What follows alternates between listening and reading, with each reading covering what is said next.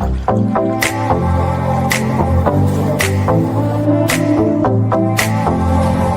has been one hell of an experience.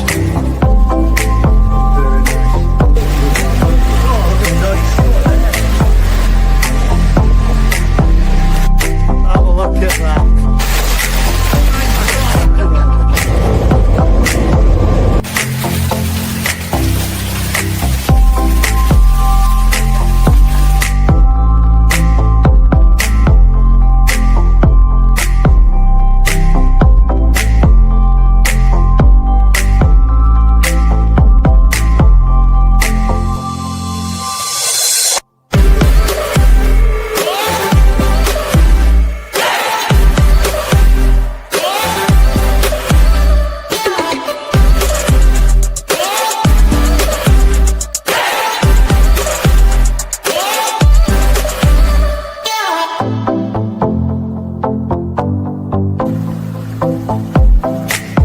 Changing the car. Red little seats down there.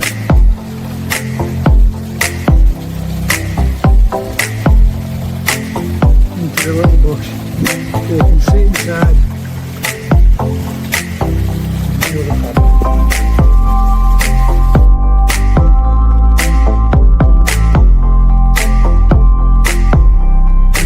Yeah, guys, let's go visit.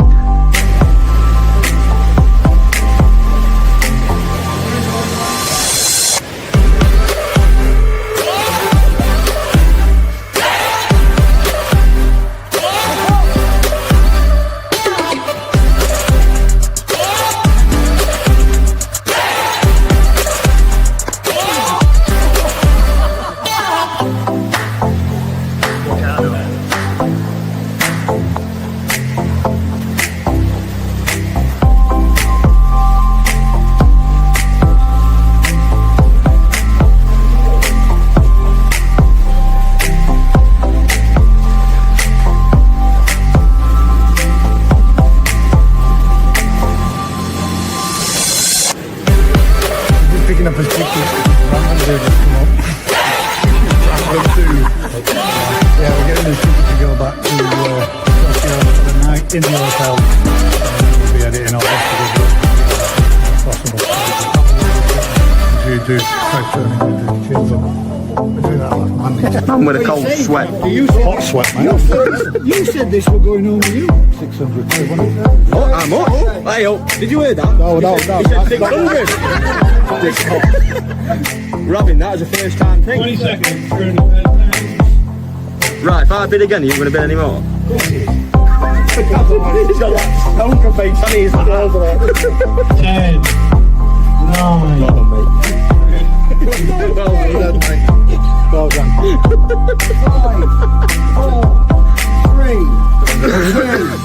5, 4, 3, 2, 1. But then, do you not get? If you get a swipe, do you not? Does it not start to build up down? I had to do it. To beat everything I've ever built on a slope, mate.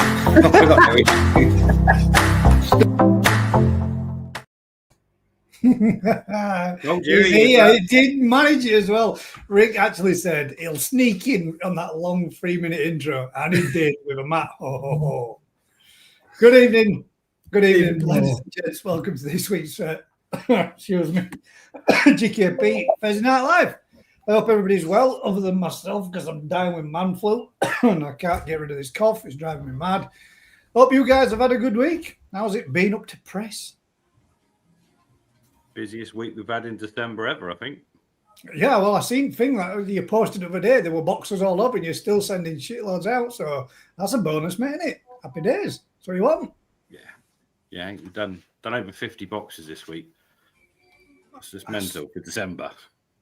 That is good going, mate, isn't it? I've done one. Collection I had this morning. This morning. It's the only one I've sent out, but I've been doing a bit of photographing and general upkeep and general checking up and making sure fish all right, coming through the quarantine procedures, looking after yours as fish. Yeah. I've got more of them as well now. I expect more looking after. I've been wanging them some good amounts of food, mate. Don't you worry. I've been like getting hold of yours and forcing it down its neck, make sure it's definitely eating it well, so it don't lose nobody. We've been doing one for them, one for me, one for them, one for me. Yeah, something like that. they are, to be fair though, mate, they're both looking well and they're both feeding really well, so they are doing good. Excuse me. Rick's driving got Vince whacked in the head by a branch. I missed that. Oh.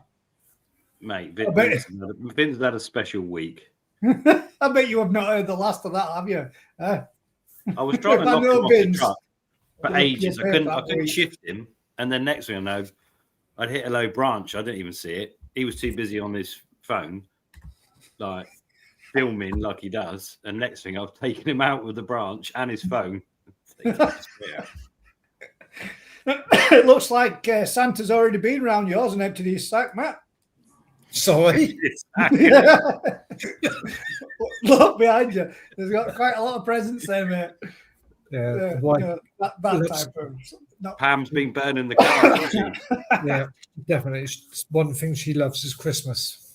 Oh, there's no tinsel on the antlers. Not ready yet. And you got a red nose you can stick on the end of it, man. At least make it look festive. Look at bloody hell, Rick. Even the spider's got hat on. See him up there?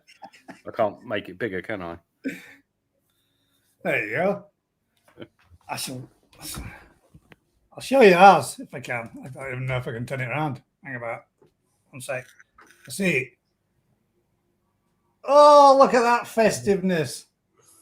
And look, for those that can see, just there in the background through the arch, sparkling away, is almost a new complete finished kitchen, apart from, and I will give you a little bit of a talk about it because there's somebody that's struggling to sleep and note that I might mention it and talk about it so it'll help him drop off.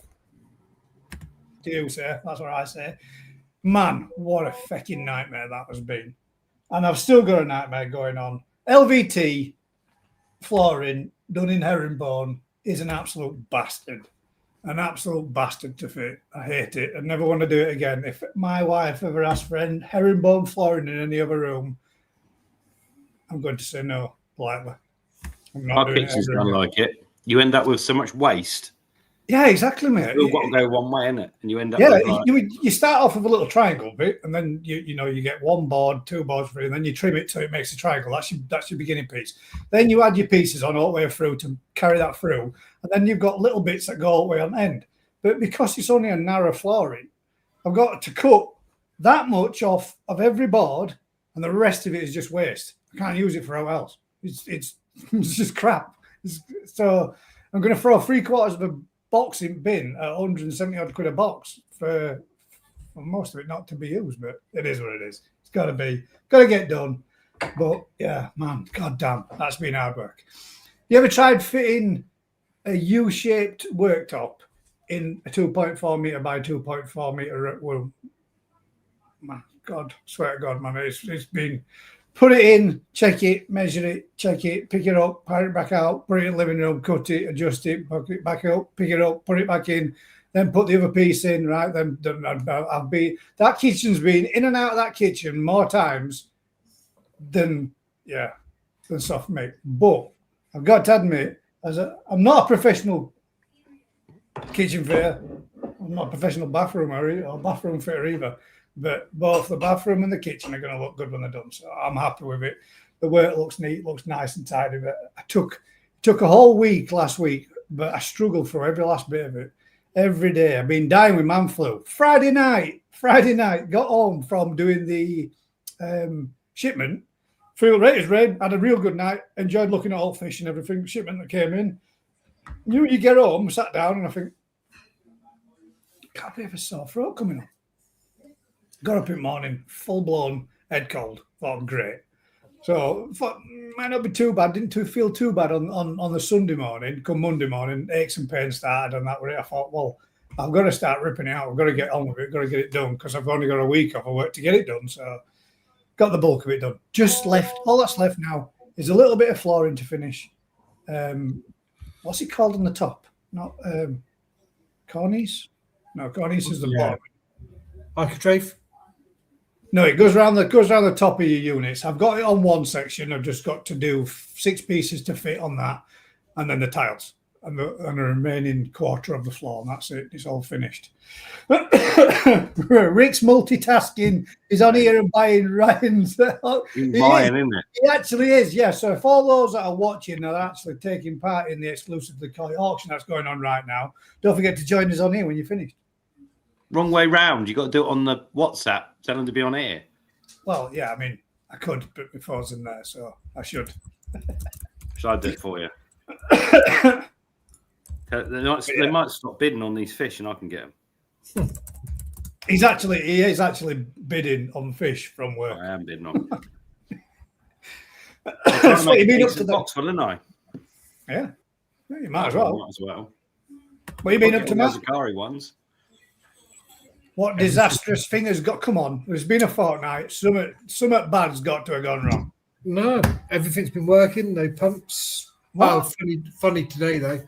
Had a customer phone up first thing this morning and say one of the drum systems weren't working properly, and I was like, right, okay, well, do this, do that, and he said, but I haven't got one of those. And I knew who I was talking to. I knew the system, and I was like, okay, go round the back.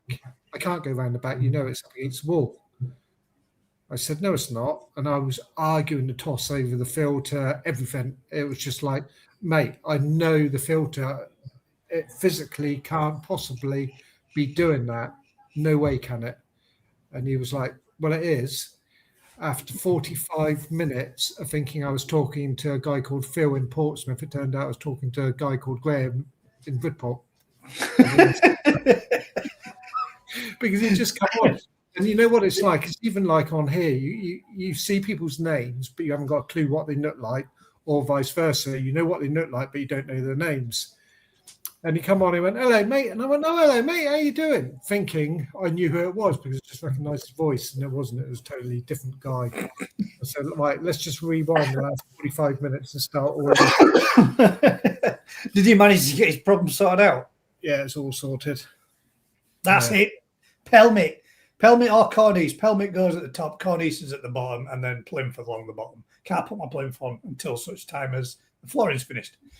But they're just piss easy ones. They're the easy bits. All right, let's catch up a quick bit. We've got some topics this evening, haven't we, Matt? We've got loads, haven't you? You've got loads of topics this evening. I thought we were going through the ones we didn't do 2 weeks ago. Did we? We didn't 2 weeks ago. 2 weeks ago. I mean, we weren't here last week.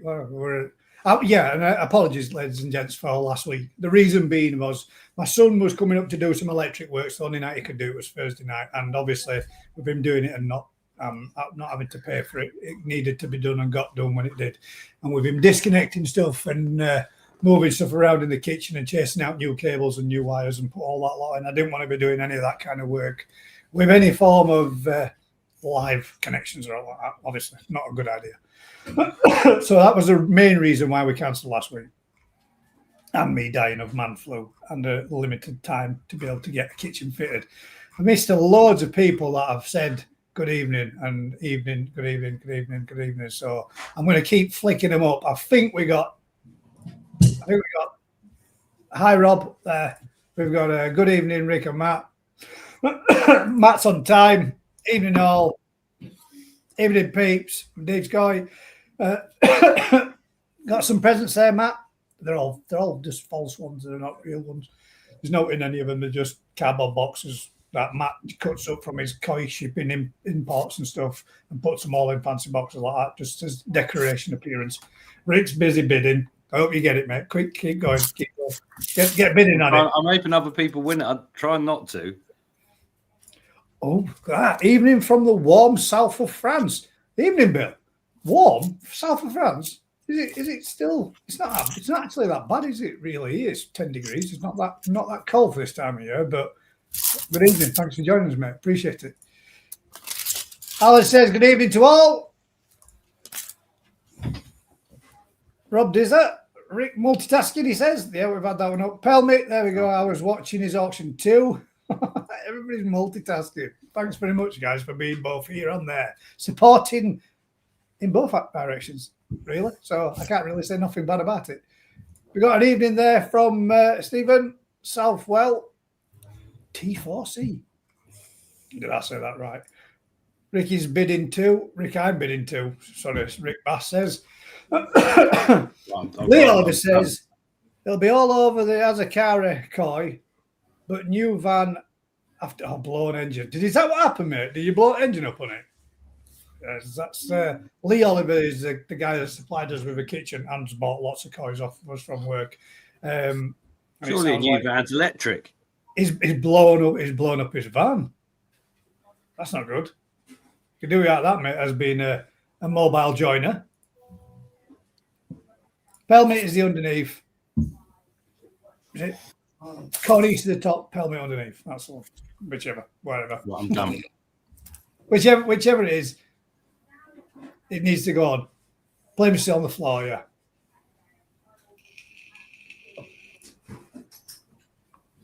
Cornice at the top. There we go. There's joinery lessons for you. There's no wonder I'm fitting it wrong. Actually, we've got the same profile, top and bottom, so it doesn't really make no difference. The way it's crafty tonight, he'll be joining us slightly later on. He always does. He'll either be working at work or he will be driving home to join us from home. So he normally comes on a little bit later. He does get deduction. He only actually has 24 pence for the evening, whereas Rick and Matt both earn 36.6p per evening. You take that off the what I owe Gaz, what I owe Ryan. Yeah, just take it off. And just deduct it from your bill. Mate. I've got to agree, mate. Herringbone should stay in the shop. It really should, mate. I'm never ever doing it again. It does look good when it's done. It does look good when it's done, but thank God it's a pain in the ass and it's not easy. Even my daughter's having her. She's just moved house and she's having hers done and all. And even the fitter that she's paying to fit her flooring didn't want to do it herringbone style because he said it's a nightmare. So that's a fitter. Right, the way the boards link as well, because all the left down boards. Yeah, you got L's and B's, haven't you? Well, you got A's and B's. So they only link one way, don't they? It's hard work, mate. And the LBT is good stuff. So, all the leftovers and just put them down somewhere at work. Make a path. Crafty sent me over, apparently. Thank you very much for joining us, mate. Hopefully you enjoy it. Driving home for Christmas, isn't he? Driving home for Christmas. And as it's Christmas. Oh, yeah. Some of James' artwork. James's artwork. Actually, as you say, you've just stole my thunder, Matt. Really? Sorry. Well, I was about to say the first person that messages is me saying anything or give me your address, I'll send you a pack. Yes, exactly. I'm going to do exactly the same thing. Whoever gets the best comment tonight that makes me laugh, I'm going to gift. I've got 1, 2. I've got more than you, Matt. No, you haven't. Mine are here. Did you get the same? Did you get the same message then? We've got some packs of Christmas cards that have been done by James Barker, and it's just a little bit of koi artwork that he does. I mean, these 2 packs. We'll have a confession, and to be completely honest, I don't think there's anything wrong with these either, so I don't see it be a problem, James, and I don't think you'd mind. But we've got 2 packs here that are Christmas cards for anybody that wants to send some out. So anybody that puts in a good ass comment that gives me a giggle, and I'll pick you as a winner. Drop me a comment in, and we'll do it. I can't be bothered with the spinning wheel, guys, to sit there. And if anybody else would like some, I've got 4 packs that I'm going to give away, and all you need to do then is just drop us a comment. James sent me a lovely message saying that he's learnt so much from I don't know how, but he's put, thanks guys, I've learnt so much, a lot from you guys and the live stream. Keep sharing the Koi joy. Best wishes, James, aka Koi by James. So, James Barker, this is his information. There's his Instagram and his YouTube and his email address there. And if anybody wants to get in touch or get any of his products, there's his details. But feel free to stick in a comment, and we'll get some of those posted out to you as a couple of little giveaways. There we go. Phone's going mental. I've got to keep my eye. I've got to keep my eye open now for this comment of the evening. Seems like all YouTubers got these Christmas cards. Susan, I can tell you what he did. Right? What James did is he contacted not all YouTubers, but all his favourite channels, and he contacted them to send them a card out and send them a little gift as a present from himself, and another batch to send out and do, as gifts for subscribers from us. One, it's a little bit of self-promotion, but two, spending a little bit of Koi joy in it. So why the hell not? Bit of love. Yeah, a bit of Christmas. Christmas love. Christmas. All my family get all men and all that lot. Yeah. What's your plans for Christmas? Koi-wise? Keep buying Ryan's Koi as he keeps buying them in Japan. What about you, Matt? Have you got anything planned for any events up and coming that you want to push or promote while you're there? It's not prediction, but we've now confirmed on 99% of it. So we start filling in the pond between Christmas and New Year. You start. Repeat that, man. You're going to do it then. You're going to fill it up. Making your pond smaller. Yeah. Sorry, say again. You're not filling in your pond. You're not giving it up. Filling half of it. Reducing the size of it. Yeah, reducing half, which then will allow me to cover it, heat it, and utilise it. Basically, landfill give him loads of money. Mega. There we go. First one. Mega cheese. Don't be coy. I'm hooked on you. It's not just the bait talking. That's that's got to be the cheesiest one of the evening so far. But we'll see what comes in to beat it, Paul. So far, you're leading. I shall send you a pack out, mate. Drop me a message. Drop me a message on Facebook if you've got me. If not, I shall make sure I get one posted out to you. Gaz is carping on. There we go, Richie Bass. Mine are gone as well. Yours are gone already? Yours are gone? All 4 packs? Oh yeah, I've got 4 packs. I only got 2. 1 pack's gone. I said to him, send me 2 packs. One we could give one Gaz's live and one we can give one Vince's. I didn't realise he was sending them to everyone. Well, he's done it to all his favourite channels. So I'm guessing he was special. Well, hopefully, if we can get them done and get them posted out to you this weekend, you'll receive them, and then come Monday, you'll be able to post them out to people for Christmas. So it'll be just perfect timing, providing the mail gets them there. Oh, dear me. Excuse me. Have you got your manga mix yet, Matt? No. Good old post office. Who's at The lady liked the address, though. Yeah. Oh, Crumble Cottage. I'd love to live there. If I had £1 every time somebody went, oh, I love that name, Crumble Cottage. Yeah. Fumble Cottage. Is that what it's called? Huh? Yeah. And it was. You have a little. Not Crumble Cottage, Crumble. Oh, Crumble. Sorry. I thought you said Fumble. As in not good anymore. I'm not as impressed anymore. I thought Fumble Cottage were even better. A bit of ill.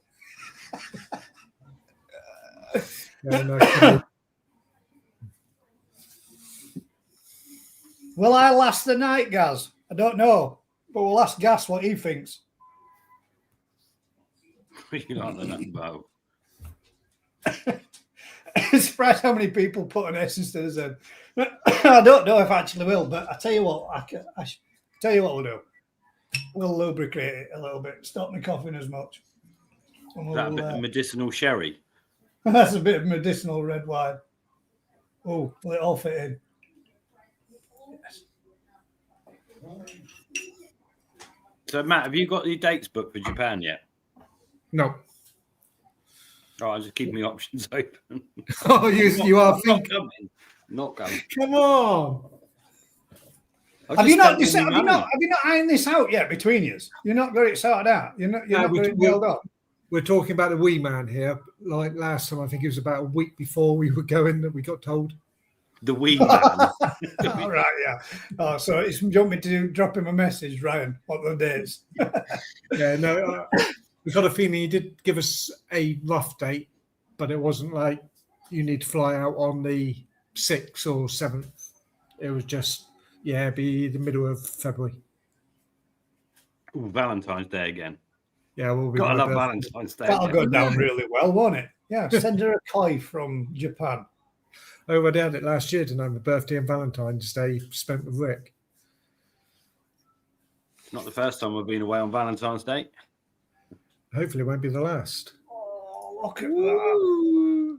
Seska says the sump on my tank cracked and emptied 50 gallons of water all through the living room. My God. Ooh. I've had it, but not 50 gallons. 30 gallons go. I've had a front blow on my tank, and it did it about 10 years ago when it did it. When I come down, I thought, let the dogs out at the time when we had both, and we've lost them too now. But as I walked into the living room to come into the conservatory to let dogs out, I thought, where's Cappy were? And I thought, looking at dogs thinking, you little bastards. And then I looked and thought, no, that's a lot of water. And the whole tank had gone. That's not good, Seska. Hope you can get it. See, it's not easy to get a new tank, though, is it, to get it all sorted out with? No, our tank's an 8-footer, isn't it? So it's big ass tank. But that's the sump in it, so the sump the smaller tank uses for as a filter system thing, isn't it? You got that one there. Budget Pond Keeper says, "Look out for that tree," at Vince. Honestly, I didn't even notice it, and he was screaming and shouting and getting. After he'd fallen in a bowl of fish, what more could go wrong? Let Wait me a second. Smack around the edge. You could do a fair few. I don't know what they call it when you put a load of videos together of Vince having his accidents. Remember the polystyrene on top of the filter he stood on? Well, do you not see what he did this week? No. I put a polystyrene lid on a blue tank just to keep the water in and the fish in. He decided to sit back and sit on it. Straight through it into the bowl of fish. Thing is, his camera's facing away. Someone else is filming the wrong way. The Vince is in a bowl of fish, stuck.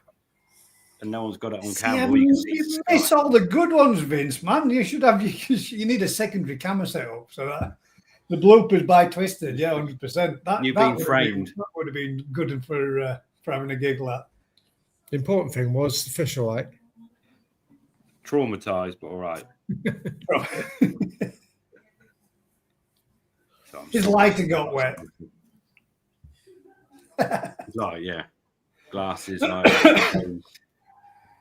Right then, we did have, but I don't think we've got too many. But we did have a topic somewhere. I'm sure one lady posted something. A serious question.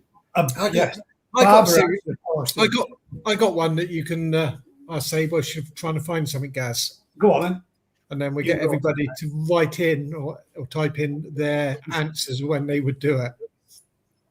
So your pond is sat, and let's say between 9 degrees and 11 degrees. Your fish are looking unwell. You've just done a scrape and you have an infestation of gill flukes. You treat the pond with appropriate treatment tomorrow. When would you give the second dose? Fire away with your answers. So, gill flukes. Gill flukes. Temperatures between 9 and 11 degrees. Yep. You're going to treat tomorrow. You treated with one dose. No, yeah, you're going to treat tomorrow with one dose. When would you do your next dose? On the 6th day. I'm not answering it. I know the well, I don't know the answer. We'll discuss it. We'll discuss it after everybody's given their answers. 3 weeks in 2 weeks depends on the product you're using to treat. Oh, 7 days.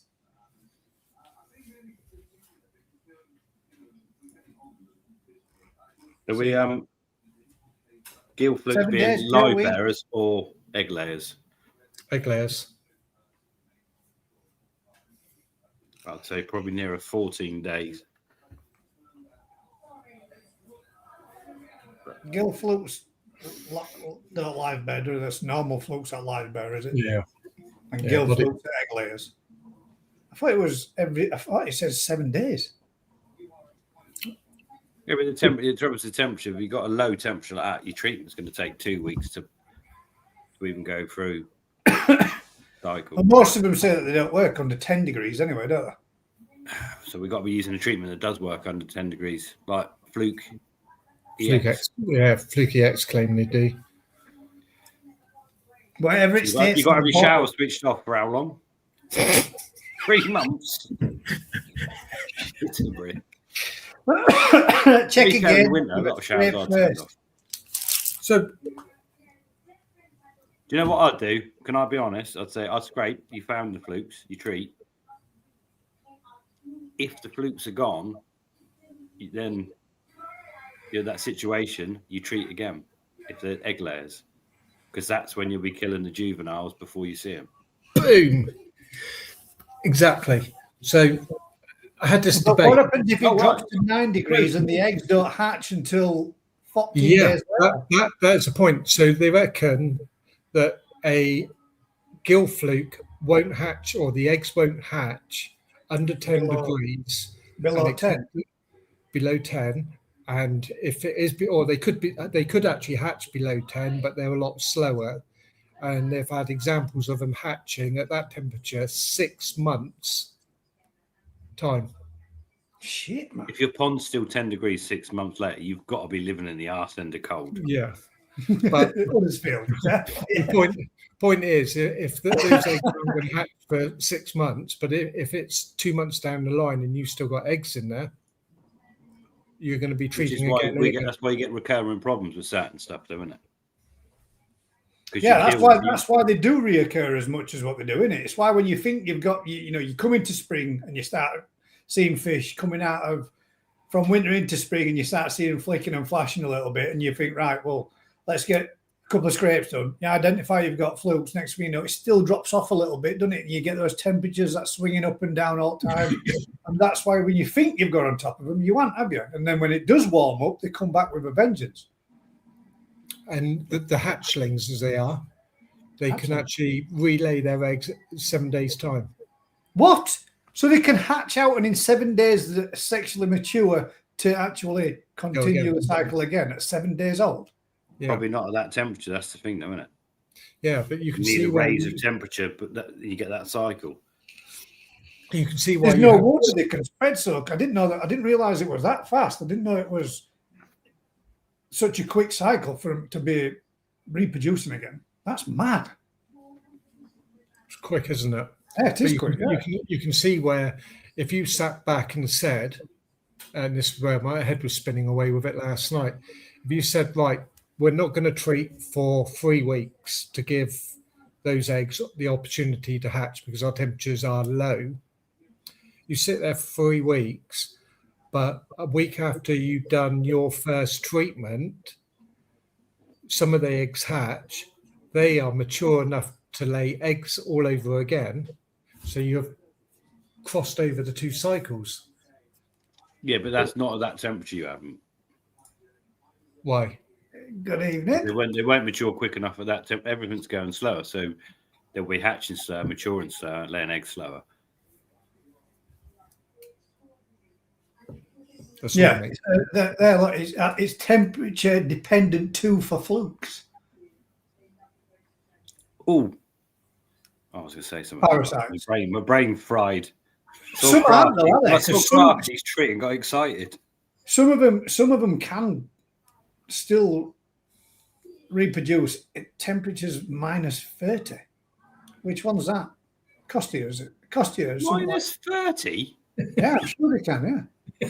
Oh, we don't have to worry about the fish; they're all dead. No. I know, but sorry, not reproduce. Can still survive in temperatures down to -30. Yeah, so can white spot and stuff, but it's just Yeah, no, but I mean that's we're going into isn't it? dreamland. That doesn't mean anything to anyone, does it? Koi won't survive that, obviously, but I mean that's still pretty damn cold, isn't it? To say that something that microscopic can still exist, you'd think it'd freeze its ass off and die. You've never seen the little mini bears that live in the Antarctic? Yeah, I have. Yeah, there's 40,000 years old. They just freeze and then defrost them and off they go again. That's mad out there. They're crazy out there. Crafty's neither wanting to be here or to be heard. He peaked early and came in a little. Coming on strong in a minute. He'll be all right. Yeah. He's going to come back with a McDonald's. chimney. His Christmas suit on. -30 or spring. It's cold in Huddersfield. Fuck off, man. Buy a heater, sort them out. Eric, you sound like that's your shit. Sorry, wrong one again. Buy a heater, sort them out. Eric Gorman sounds like a man that's got lots of brass and he's literally going to, if anybody asks really nice, I haven't got a heater in the pond, he will purchase you one because every week his answer and his solution is buy yourself a heater and put it on your pond. He's preparing his plug, Gaz. Fox. Can you hear me now? That's a good one. Yes, we can hear you, mate. Fox No, we can't. Just too quiet. Eric Gorman wants to buy a surplus amount of pond eaters. Wants to know if you can do him some discount sales at yours, Crafty. No. He's going to buy everybody on the GKP Live a heater for those that don't have one. Crafty, we can't hear you, Crafty. You're really quiet, mate. Oh, well, let me see if I can help you. He's got a giant microphone in front of him. Speak, Crafty. Speak. Sort my settings out, I think. No. Plug it in. Is that better? Yeah. Yeah. I've just turned you up. better, yeah. There we go. Now we can hear you, mate. So It's I debatable turned me whether up it's as better. well. We can hear you. I was going to say we can hear you, but whether it's better. Don't that look a bit rude?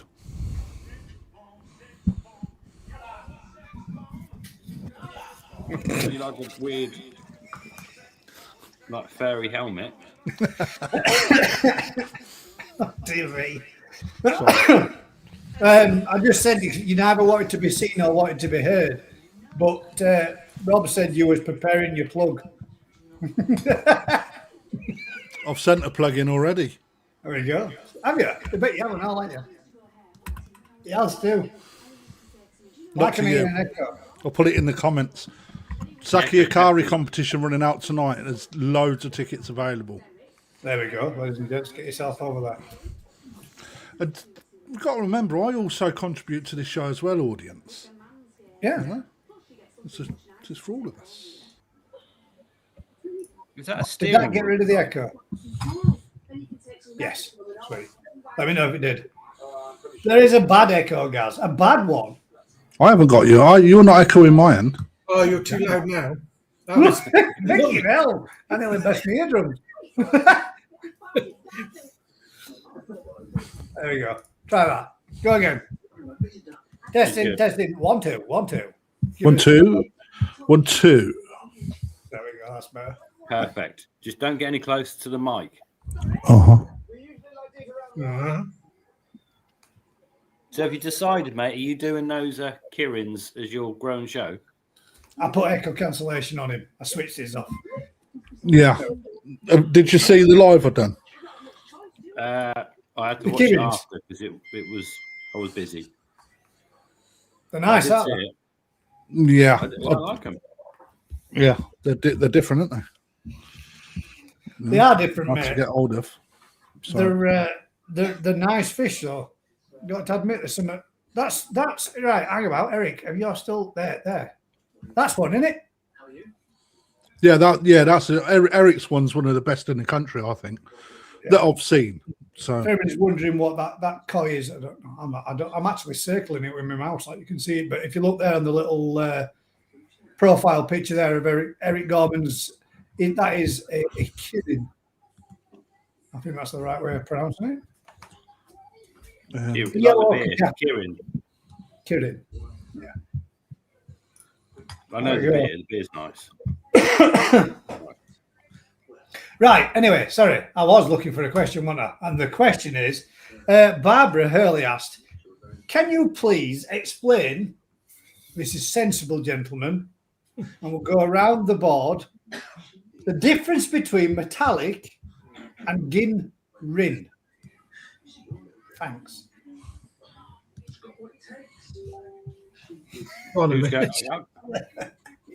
Listen to them, I'll go for it. Oh, there we go. Sweet. Gin rin's just in the scale. It's a shine in the scale, whereas metallic is a shine in the whole skin, head, fins, the whole body. And as we've got a very nice Kirin here, we'll use this as an example. This is metallic. But it's not gin rin. But it's not gin rin. Well, let me get you a gin rin. But it's got a bit of Caddo gin going on there just to make things a bit more awkward. Yeah.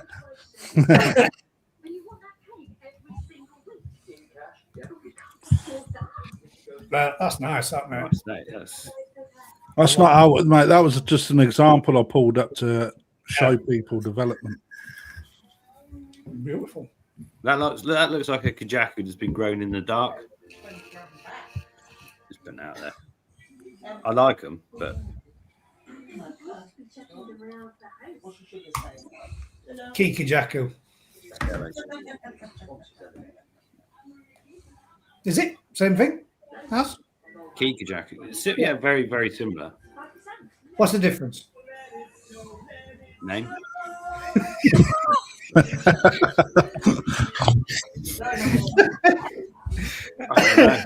you go, guys. That's the difference. So the difference then between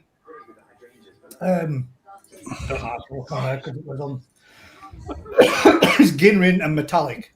Metallic's both in the body, the skin, the whole caboodle on a metallic fish, and the gin rin is metallic flake within the scalation of a fish. Yeah.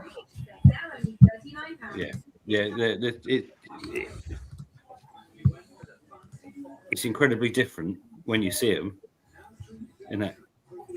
But you can also get a metallic gin rin. Yeah, 100%. That's the thing, isn't it? But the gin rin in the scale it's not metallic in itself, is it? It's got that sort of sparkly effect, but it's not a metallic luster or sheen in the skin. Yeah, Gaz. I'll give you another. We got another. Oh yes, prime example of. Now then, this for the demonstration purposes of this, we will let somebody's banner say it. Here we go. What is that? Mate, it's the first fish I could pull out with gin in it. Yep. Mate, you put it on your site for 10 grand. Is that? Don't want it selling. That's why. That is a yellow monkey, which is a gin rin karashigoi, or as somebody else likes to call him, a cheeky monkey. Only because of the yellow monkey. I'm just taking the piss. Yeah, but it's still good. It's still a good name. But yeah, gin rin. Now, how many types of gin rin are there? I'll name first one. Caddo gin. Polska. Polska. There you go. That's 4 before you start. Yeah. Is it 7? Is it 7 or is it 8 different types? None of us know the difference, so don't go that deep down the rabbit hole. No, I'm just wondering if anybody could.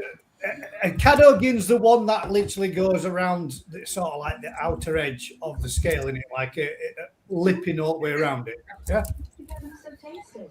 Hiroshima gin is the one that looks kind of like that. Yeah, but like shattered glass through the scale. Yeah, but that picture doesn't do it all justice. the flame in one direction. It's like multiple directions. Got pearl gin rin, which is little dots within the centre of the actual scale. And what was the other one? Beat again was the original. It was like beat against before the Hiroshima again, where you've got that that effect through the scale, but it's not as strong. It's not as inbred into him. So there you go, Barbara. I know you're watching because I've seen your comments earlier. Yeah. Have you got a metallic fish you can put on? Because obviously that's an example that looks almost metallic, but it's not. I'll pull one up now. You must have a metallic fish on your website. I've got fucking loads of pictures here. Hey, it's Mr. BT says, been another late one at work, working long hours now and keep missing the live. Not to worry, mate. They're always there to catch up on. Give you something to listen to on your dinner time. You could listen to it on the morning. Give you something to have a laugh at or not. Literally. But that is a very nice fish, that. Very nice example. Yeah, guys, I've just sent you a cheeky monkey. something to help explain gin. Gin. Oh, we've got one tonight where I'm going to have to do quite a bit of reading, but it's one good topic. Cadogin is, like I said there, around the outer edge of the scale. Tamagin is a little blob within. Hiroshima Gin, or Hiroshima Nishi, is like lines that run through, and then Betagin is the full scale. There you go. That gives you an example on a couple more. It still doesn't show a metallic fish against a ginrin fish, does it? Fucking hell, I didn't realise I was the only one that can send photos in. I'm still buying fish, mate. Calm down. Come on, become the bitch. Oh, God, man, I nearly spat me wine then. Well, Craft, I had a fault, mate. I had a fault. Your grow and show thing, right? You could do 2 varieties. So the people that pick first on the first variety go last on the next variety. So you never have anyone at the end moaning. So you could do your... No, fuck them. If people want to moan because they come last, that's on them, isn't it? It's like, you know, it's not like there ain't good fish available, is it? It's just because the one fish that you wanted to pick goes, you know, that's what goes. They're all good fish, aren't they? Them Kinrin are really good. Yeah, they are, mate. And the bodies on them are hench, aren't they? Have you got some at yours, Gaz? No, you've got. You had them in. There were one that you had in your hand, and it had got one at its body. Oh, what, with a big head and small head? Yeah. But there was quite a good amount in there that had got big bodies to them in your bowl, wasn't there? Well set fish. Paul says, I was watching an older video today of Vince's channel at New Forest Koi, and there was a kajaku, but the scales had dark centers. What's that called? That's the Matsubamon. That's what you want in a good kajaku. A Matsubamon, which should be... It's just the dark scales. That picture I showed you, Gaz, has got Matsubamon, but it's not... Yeah, that's it. There you go. This gives you an idea of what Matsubamon is. Crafty's picture's been used twice. The Matsubamon is this black bit. See, that picture's actually good for a lot of things. You can see Kavagin. Yeah. You can see Fukarin. Yeah. You can see the difference between the scale and the skin in terms of the colour. So a kajaku's got a black scale with a silver skin. And when you get that Fukarin, that's when you get a really nice effect of the Matsubamon through the body. And the Fukarin being the little bit around the skin. You don't get that. You don't generally get that on all. That's something. Not as good as that. But some of them don't grow that well. But some do go. That's what you want. You want. I call it the honeycombing effect. Yeah, so because it almost on some it almost looks like the honeycomb shape, doesn't it? And it becomes quite a visual, splendid, unique experience because they almost become 3D when you get a really good one. Can you remember that? I know it was from a show over in Belgium, was it? Was it a Belgium show where there was that massive big Yamabuki that were there? Yeah. That and the Fukarin on that was absolutely huge, and the scales were massive, great big. But each one, all the way around, it looked absolutely mint on that fish. I like fish when you get it on Go Sankey. Absolutely splendid. And there we go. Can we make that bigger? Let's see if we can. There's a metallic. Such as metallic varieties.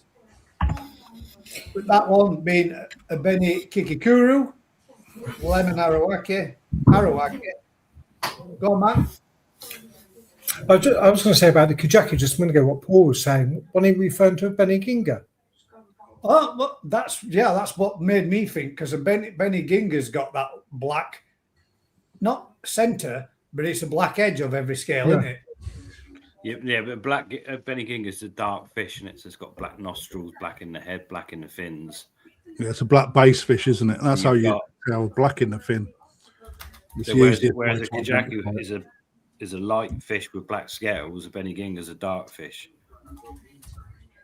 And you're going into realms of, yeah. This was a simple question: Ginrin versus metallic. I don't know if I can send you videos, Gaz, because I think the pictures aren't the best for explanation purposes. I don't think.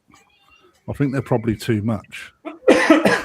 That be a Benny Ginga there, look, and you can see the bit that we were talking about there, where you've got these darker little quarter parts of the scale picked up with the sumi pigmentation.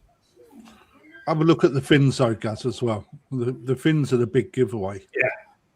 You know, especially when the white outline with a big, heavy sumi pattern spraying through pectorals, and again on the head, on the body, dorsal in its tail. Yeah, nice fish. So that being a little bit of an explanation of the difference, but again, the Benny Ginga being a metallic, but you can also get Ginrin. So yeah, I hope that kind of it helps, Barbara. Yeah, I'm more confused from the start. Let me see if I can pull a video on. The easiest way, just a platinum Ogon versus a Shiro Muji. I haven't got a Shiro Muji versus non-metallic. Yeah, but you can get Ginrin in both. In both, yeah. Yeah, but they look quite different, don't they? They do, yeah. They do. They do look a lot different.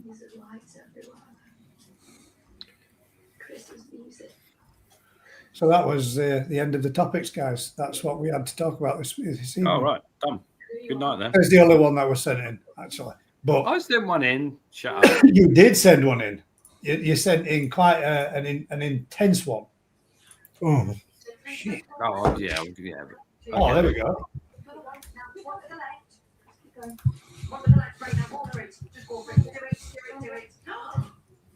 I don't know if they've come through or not, guys. Yeah, there we go, mate. So we've got Gin Matsuba, which is metallic. I'm zoomed in on that still. Is that just a picture? Yeah. No, it's supposed to be a video. Quite nice, though, isn't it? But no, there you go. Is that a Gin Matsuba or is that a Ginga? Go back. Let's have a discussion. Go back. Come on. Not that. Forward one. That one. Oh, where you gone now?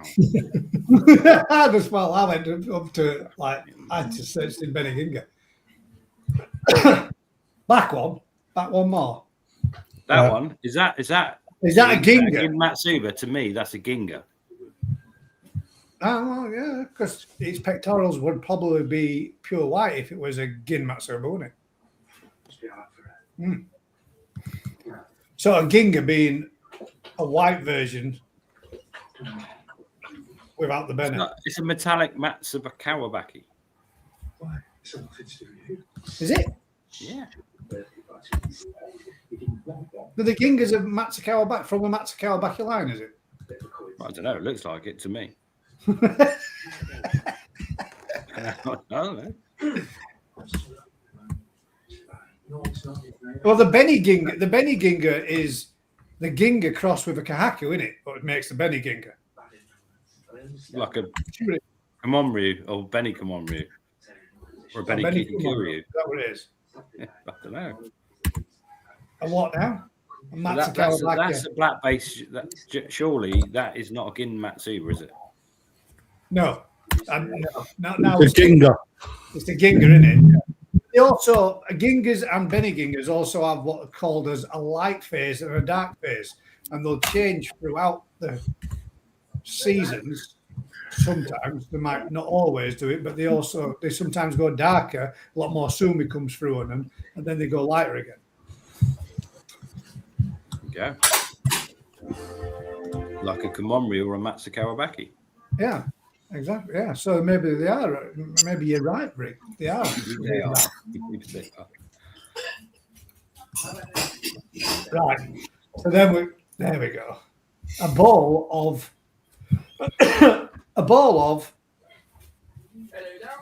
Ginrins. Ginrin. People are going to say would be good. Snow Asagi, but are they? No. I don't either. If there are, it's time for a demonstration. Head and shoulders up, wash your weight. They're all Asagi. It's light right now. Logically tested to use every washed. I don't know. Is that a question or a statement? I'm saying There's actually a mixture in there. that one looks like it is. That one looks like it is. But this one and this one and this one look like they will get that. Now then, what's it called? Matsuba come through. Matsuba Mon, that's the one. They're nice, whatever you want to call them. They are Pucker Asagi, aren't they? The Kanoko one there on the sides looks nice. I like that one. That's nice, that. Yeah, somehow I would like. We've gone right off topic here, haven't we? Yeah, but small Ginrin. That's Ginrin. Nice one, Crafty. Good plug. No, Ginrin. Brought it back there. That's what they're archived. That's an archive video, mate. Oh, those are the ones that you had in at yours last year. Yeah, I recognise them. Any left? Two. No, Two. have you There's really? two. You've got two of them left, have you? That surprised me. Thought they would have sold, mate. So did I. 2 says a what now, and I'm guessing that's going to be to the Matsu Kawabaki. I think. Gaz loves a Matsu Kawabaki. Yeah. Matsu Kawabaki is. Are they always Ginrin? No. Matsu Kawabaki, you can have them with non-Ginrin too. Yeah, it's nothing to do with the Ginrin. It's nothing to do with the Ginrin. I didn't know whether or not they were, because the majority that you see are Ginrin, aren't they? But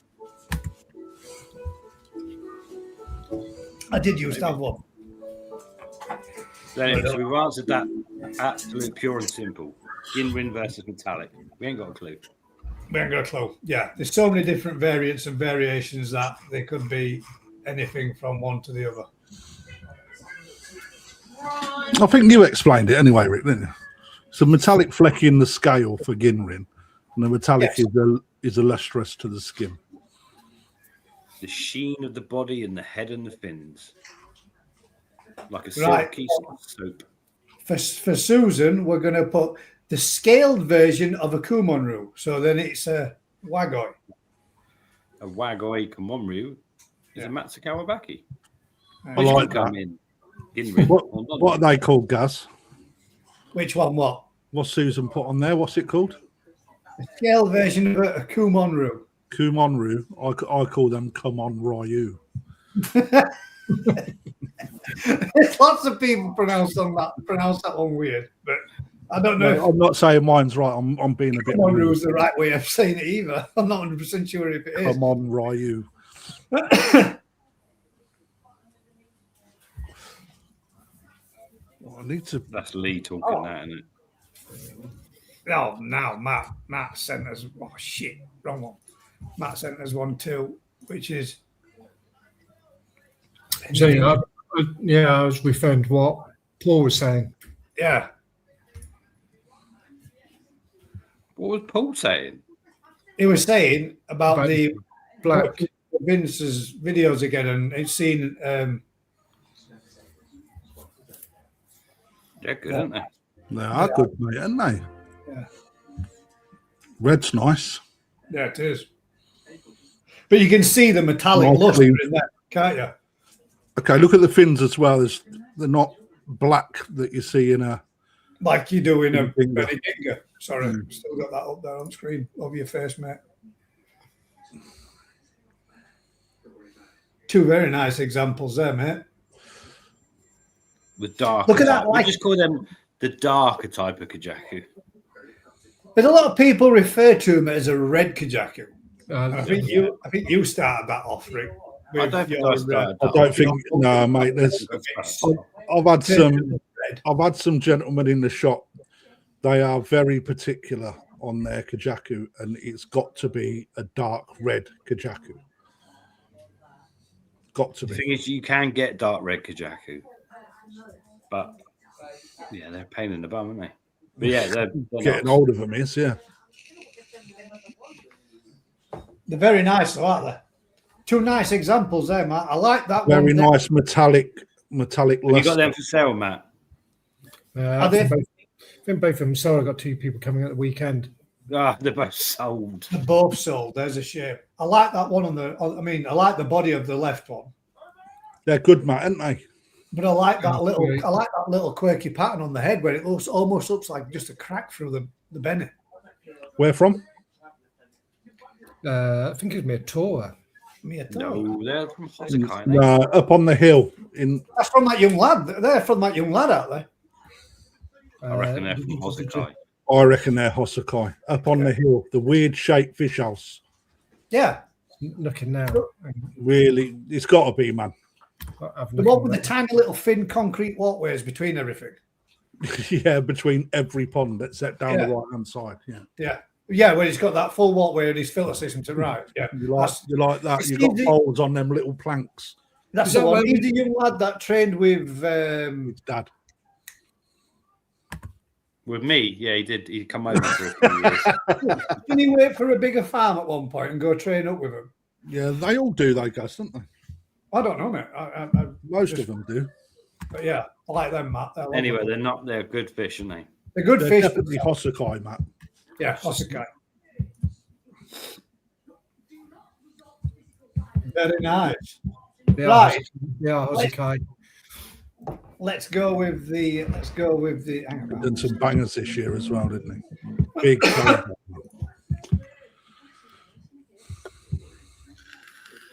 Thank you very much, Crafty, for sending all those in. That's right, mate.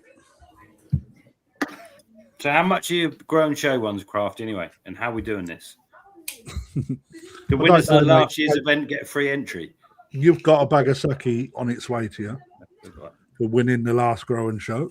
I know, but I want to win this next. I like them.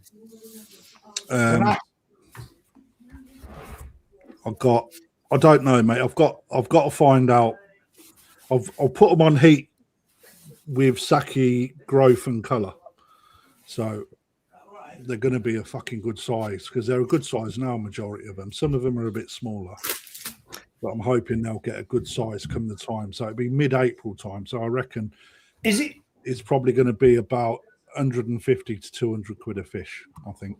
I'm not. This is a They question. weren't cheap to buy, so This is a not question, down mate. You just said then you're putting them on heat, on sake growth and colour. Is colour a wise thing for that type of colour patternation? You know, yeah, it's in moderation. would that be It is what it something is. that you're only mixing in, not? Well, the thing is, if you're going to push a bit of growth into them, guys, you've got to make sure that you've got a bit of colour to support them. So they'll be on a 25-75 mix.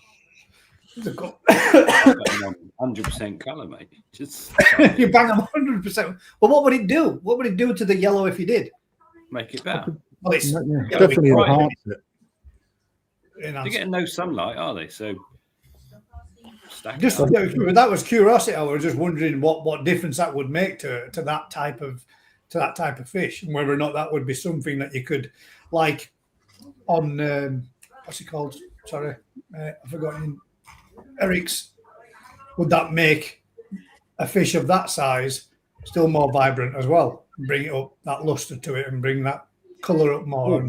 More vibrant. Let's make that one better. No, but that's a bigger fish, isn't it? It's done a lot more growing, and as they get bigger, the colour stretches out, doesn't it? So would that be something you'd have to do through that fish's full-time growth?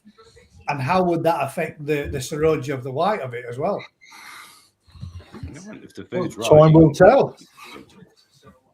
The thing is, if you know you've fed too much colour food is when they're shitting rainbows. You know you've gone too far. See, I asked a serious question. I know where you're coming from, Gus. Because of the yellow pigment, it can start to bring out the orange pigment.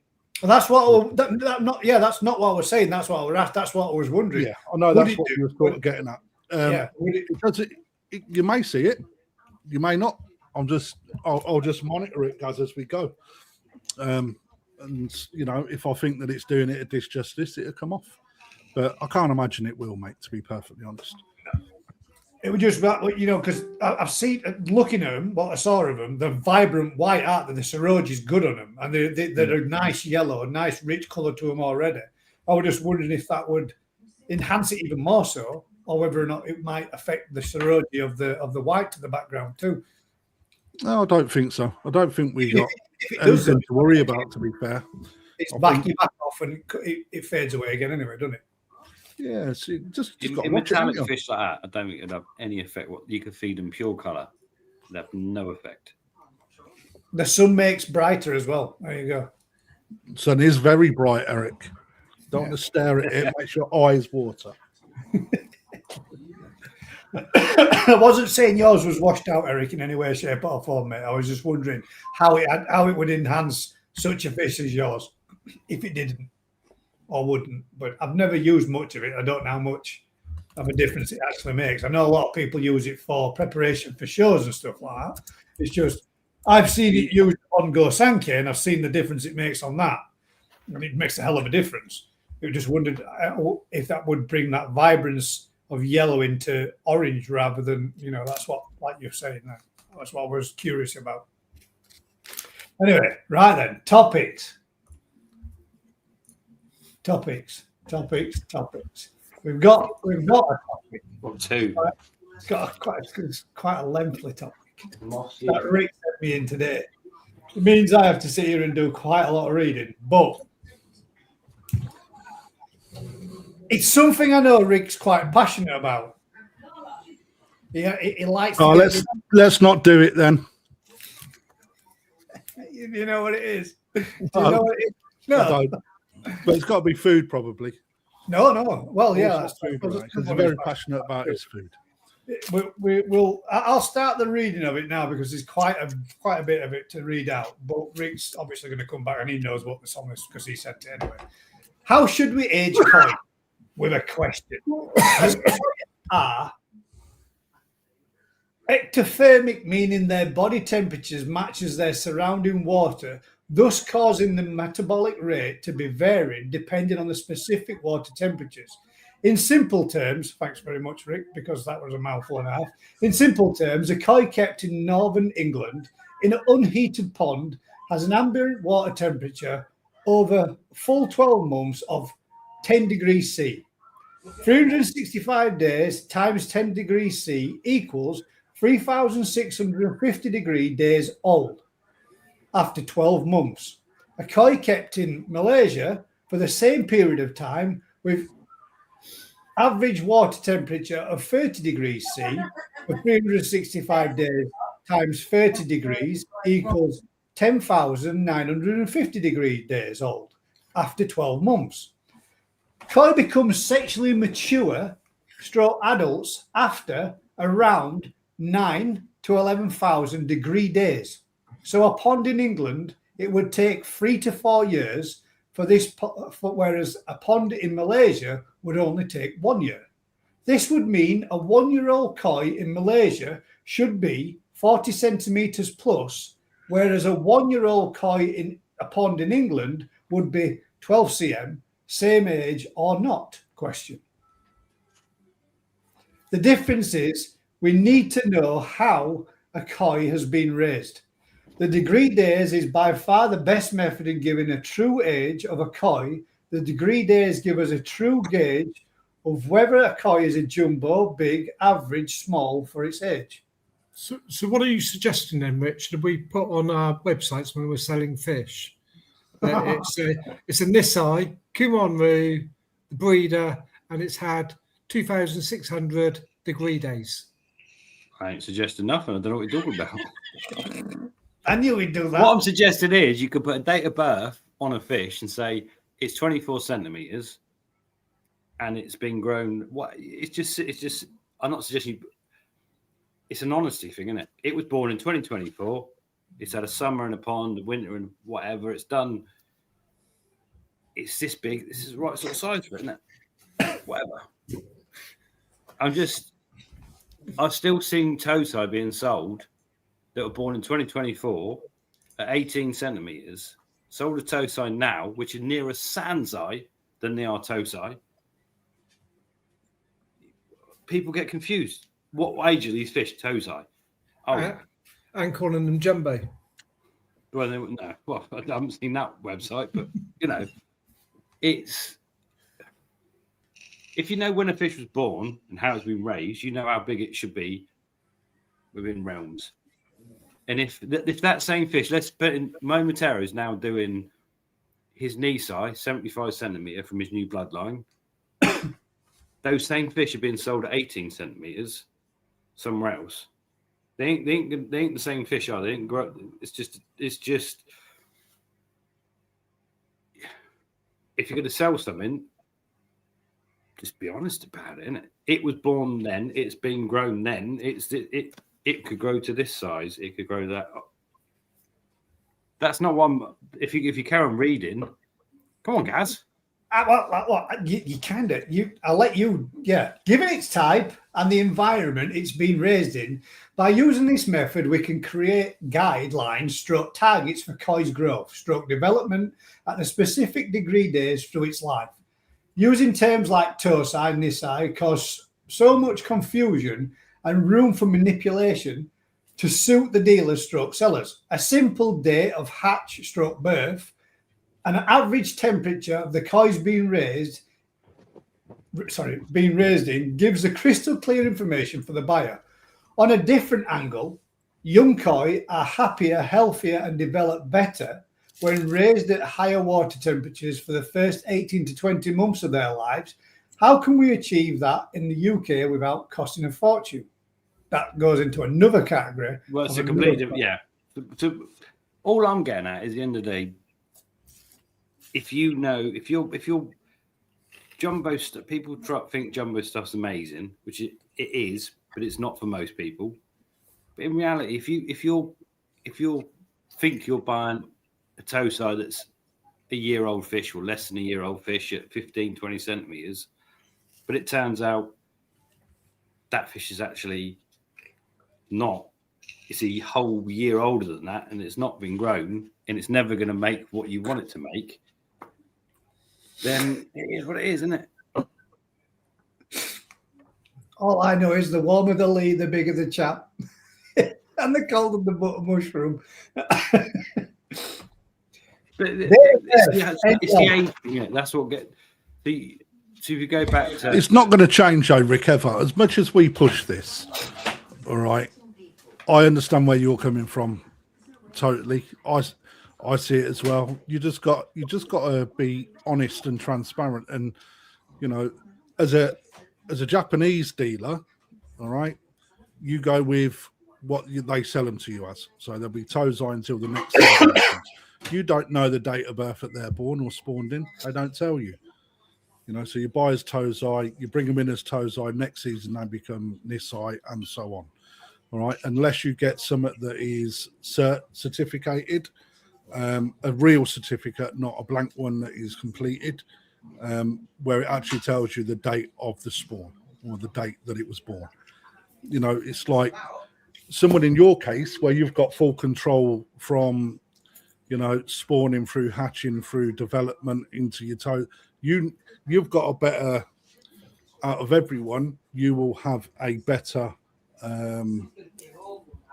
grip on what sort of size them fish are going to be, right, when they come to us as Tozai. And, you know, you and I know we've had that discussion about a certain variety of fish that you bought and then spawned, right? Chances were that they was actually last season's Tozai, sold to me as Tozai, you know. So it's like we put a lot of trust in the breeder and what they sell us, and then we just pass that on. A dealer should always, I don't see why I personally don't see why they sort of become a bit standoffish about the good Tozai or the Tozai they have left at the end of the season. I don't understand why I don't move them to Chibi Nisai or Nisai. In Matt's case, right, the Tozai that he's had, he has grown them really, really well. And some of the fish that he's got coming, well, that I've seen are superb and should be advertised as normal Nisai, where some of the ones that I've got will be Chibi Nisai. But the thing is, a lot of people shy away from Chibi Nisai. I don't understand why. But you know, I think that's the problem behind it. When you look at what the dealers do, they're worried that if they put them Tozai as Chibi Nisai, that people won't buy them because it's Chibi Nisai, i.e. small 2-year-olds. I don't get it. Well, again, Crafty, I think there's a difference there. If you've got a load of Tozai that you're growing on and they're all in the same environment, and you've got some that are 40 cm, and you've got 1 or 2 stragglers that are staying at 20 cm, yes, you're right in Chibi Nisai and Nisai. But if you're doing it in 2 different locations, say like with yours, Crafty, they're in your tanks, say unheated, and they haven't progressed on to 40 cm because they're in the cells vats, does that make those smaller fish worse? It makes them less valuable. Yeah, they've only got a growing window. They've only got such a growing window. So every month, every 6 months, every year, they've not fulfilled that potential. That potential's gone. Yep. Yes, they will still grow, but they won't reach the potential they could have reached. So if you're aiming at a top end market, and 90, you know, this Stanky can make 90 centimeters in the perfect environment, given all the right points in its life. If it spends a year breeders in Japan and then the dealers in this country, it ain't going to make the 90 centimeters anymore. Yeah. You've missed too big a window in that early stages. So as a hobbyist, then ideally you would want to be buying Tozai now.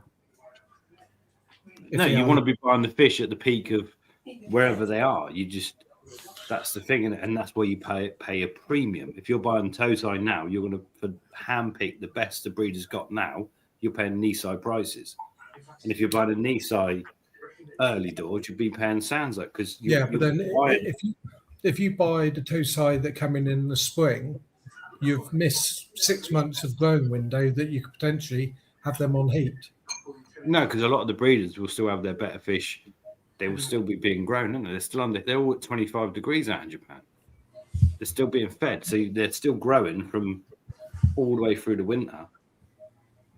But they're not outside in mud ponds, are they? They don't have all those stock out there, do they? They're all moved inside. Everything's moved inside and kept. So basically, you go to a breeder and he'll have 10,000 fish in that pond that are for sale. And then you'll have 1,000 fish in that pond that might be for sale. And then you have 500 fish in that pond that you really don't want to sell because they're his best ones that are growing. But someone like Ryan's going, well, I want to get in that pond and I'm going to pay you premium to get in that pond and make sure those fish carry on growing. So you're giving them, you're not stopping that growth at any point. It's being continued, but you pay a premium for that. That fish isn't going to be 75 quid, 125 quid, whatever. It's going to be 500 quid. It's going to be the top end of its margin all the way through its life, as long as it's fulfilling that potential. It's been a thing that they've done, and they've always carried it through the Tozai to Nisai to Sansai to Yonsai, and their ages of those fish are a little bit on the kind of exaggerated stage, aren't they? But it's how they. I mean, like a Tozai isn't 12 months old, is it? They consider it. It should be in its first year, but what they said also, you might, as a dealer, you might buy it when it's 11 months old, but by the time you're quarantined and whatever, it's still technically a coin its first year, whatever. But it gets stretched out. Yeah, So that's you get to a point now where you've got one dealer selling Tozai that are from 2024, and then someone else is out in Japan buying new season Tozai that's a whole year younger, but the same size. Yeah. They might be more expensive. They should be more expensive, but at the end of the day, they're both being called Tozai, but they're not. One's pushed the boundary too far, and one's you get one. Yeah, 100%. Yeah, it's a manipulation of sizes, ages, and figures, isn't it? But I don't think it's.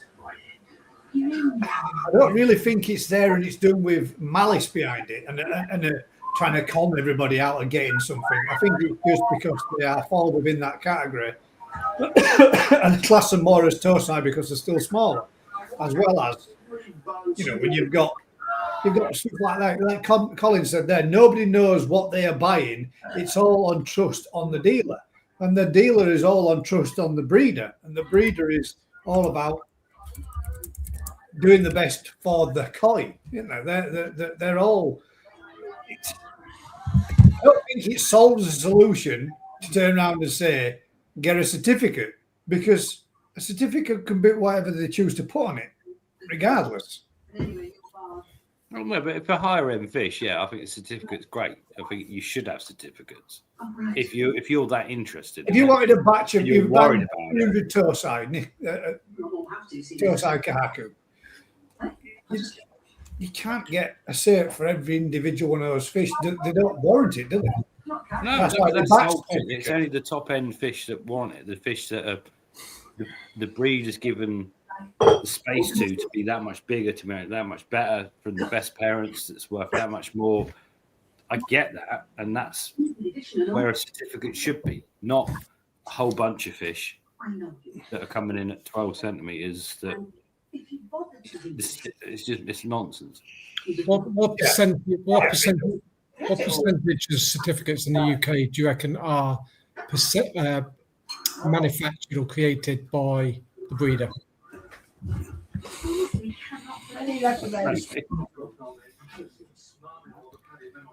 In my head, if it doesn't come from the breeder with the photo of the fish, the photo of the parent, the photo of the everything about it, it doesn't make it's a nonsense. No. That's where the pedigree and the money comes from. Exactly. I'm totally with you on that, Rick. It should be a pedigree. It's a special thing. If you're going to buy a special shower from Dainichi that's 40 centimeters as a Tozai or whatever, that's going to you just splashed out $4,000 on a fish, and it's a special thing. So superb. That's what you want. But if you're buying Krashigoi from Marudo or wherever, that's 1 in 10,000, that's come as a blank certificate, that's just it loses all the authenticity of it, mate. The special. I think that the individual identification sense. I'm dead against the blank cert. So they help dealers sell fish, right? Potentially charge customers a little bit more money because it comes with a bit of paper, because customers are actually thinking they're getting a better fish because there's a cert with it. But the only time a cert should ever, in my opinion, the only time a cert should ever be issued with a fish is if the dealer has issued the cert with that fish. Yeah. Not blanks. I've got a fucking stack load of blank certs. I don't use them. Right? They're not, because to me it's like, I'll give you an example. I bought, I don't know, can't remember now, 240 fish from one Pacific dealer. I'm not going to name them, right? But they was all small, very small little Tozai. Every single one of them came with a blank cert. And it's like, what's the point in that? It's like, not only have I then got to spend time photographing, printing, putting that all together. All right. And when you do it on the scale that we do, right? You know, for a small time dealer, it's probably not that much of an issue. But when you've got an operation like mine that's going on, you know, where time is quite precious, that sort of thing doesn't help. And then there's an expectation then that is put out there when I'm transparent and say they come with blank certs. You know, I'm not going to give you a blank cert. Where other people use that to help sell their fish, and then they then get the sort of, I don't know, they get pinned with their better fish because they sell their fish with certs. You know, when actually I know how is that any different to its Perfect Aquatics doing Perfect Aquatic certificates to go with said fish? Yeah, because it's not authentic from the breeder. You're not, what you're doing, you're giving more of when I do for example, when I do the digital Perfect Aquatic cert, that's more of a reference for a customer. As in a point of reference, it's not this sold. is how it looked in 2025, November the 15th, kind of thing. Yeah, it's not This sold is what as I got a from prestigious from a item. customer that was saying we should do them, whatever. And he's saying, but it's much more about remembering what that fish looked like when you got it, remember where it came from. So you've got a track record, a history of it. That's great. Yeah, to be fair, I think they're two different things: a certificate of pedigree, authentication, certificate of, or just take your picture of that fish or whatever. And I get why people, and you should take your own records of fish, really, shouldn't you? it's more of a guarantee. It's not a guarantee of anything. What is the one that Tony's got? He's got an app on his phone, isn't he? That he can take the photos. He enters the value that he paid for the fish, the size, the breeder, who he bought it from, and he can take regular photos of that fish, and it's kept on his app on his phone. Yeah. The thing is, I think that the world's moved on, hasn't it? Everybody has got a mini computer and phone in their hand now, right? So everyone has got the ability for every new fish they take, right, from any dealer, any place, they can take a photo, look at it, know it's a good photo, delete it if it's not, take a new one, or even a mini video. Right? Videos are actually better than photographs. So just to take a 30-second video and keep it in a file under that fish, right, you're actually getting a better point of reference all the way through because you see a fish for what it is in a video rather than a picture. Collins asked a question there. Right, Gary, let's put it like this. At the farm, there's a stack of certs from Japan. Are these classified as better koi? Well, they're better than the ones that turned up without a certificate, are they? I don't think he's approaching it from that angle, Cole. I think what he's saying is, if you was to buy a bag 100 fish that came with certification, 100 certs for those fish from the said breeder, then those 100 kahaku from there, and then 100 C grades from another without certs.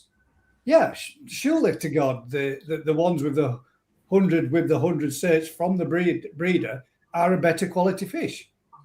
Yeah, but equally, depending on the dealer, those certs may not be from that batch of fish because they're blank and uncontrolled, mate. Yeah, that part's beyond the dealer's control, isn't it? You've just got to take that as face value that they are what they are, and the certs are what they are.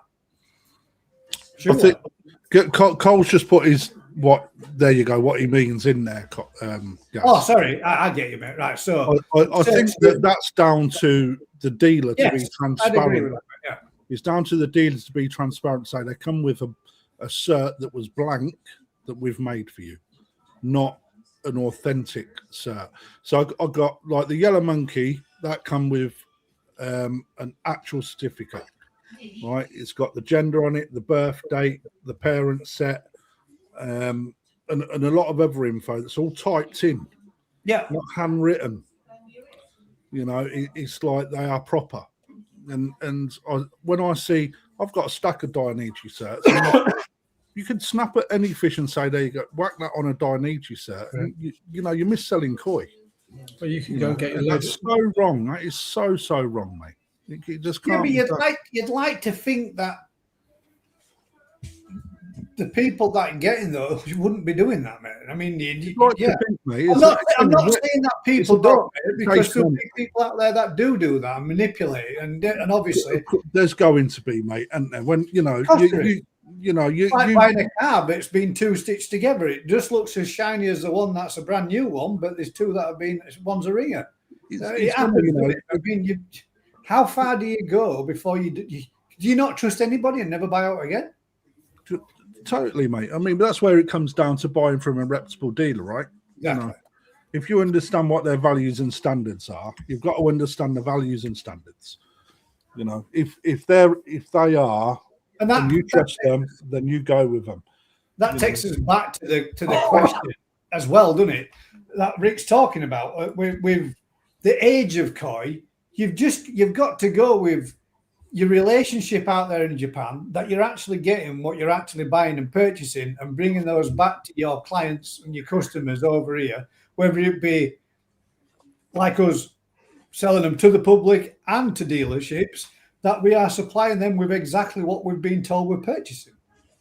It's all a base of trust, isn't it? And I suppose it all depends upon your relationships that you've built out there over the years whilst you've been doing what you're doing. Guys, I send it to you. A customer's just sent me a picture and said, when I first turned up at the shop and saw you, I knew that you were two trustworthy people. Oh shit! I know. What was what you?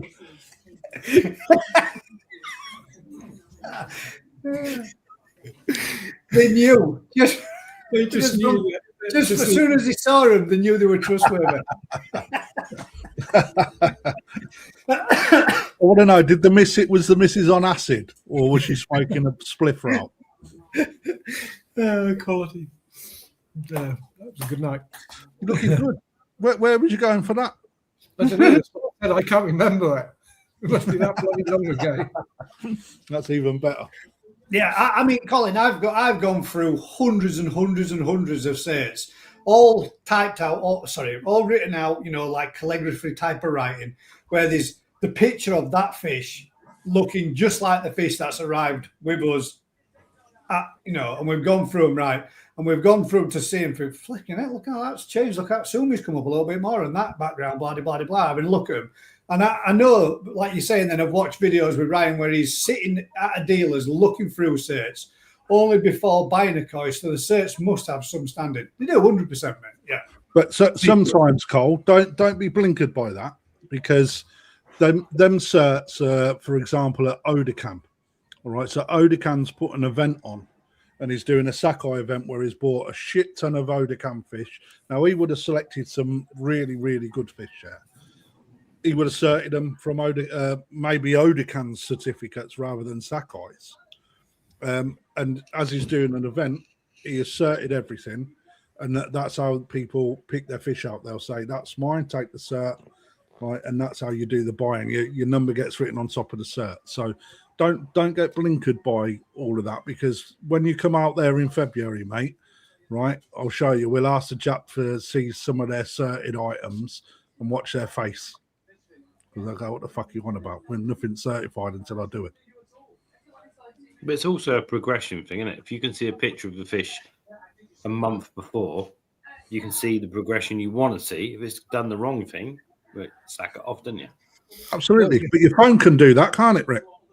Yeah, but what he's saying is, if Ryan's looking at a picture of a fish a month before on a cert to what he's looking at now, he's seeing you can't look at a face. It's just a reference, isn't it? Well, I was just about to say that if you could get a cert that had a Tatigoi Tosai, and then you were buying it as a Nisai, and you had the two, right, completely different kettle of fish. Yeah, that would be so lovely, wouldn't it? That'd be smart. You know? Let's have a quick, just so I don't want to go too far and lose these questions, because there's been one or two popped in. The koi one, which is new. Thank you very much for joining us. Question: do you know, or do you use or know anything about complete pond detox? If so, when doing a partial water change, do you dose for just the water you're putting back in, or the size of your entire pond? This gentleman below me here actually sells this product within his shop and knows. Frank, who tries to push it and promote it a little bit. So yes, we do know about the product, and we have probably all used it at some point at some stage. Okay, so the answer to that is it depends when your last dose was, don't it? Right. So if you follow the instructions, right, it will tell you how long. I think on the back it tells you when your dosing instructions are. The thing is, if you've put it in and you wait in a week or 2 weeks later, all right, then the detox would have already done its magic, right? Fluctuated, sunk to the ground, gone through your filtration system anyway. All right, so you want to redose for your whole pond. If you've dosed the day before and then you're doing a water change, You're doing it the wrong way. I'd suggest you when you're clean, do a water change, then dose your pond. And then dose, yeah.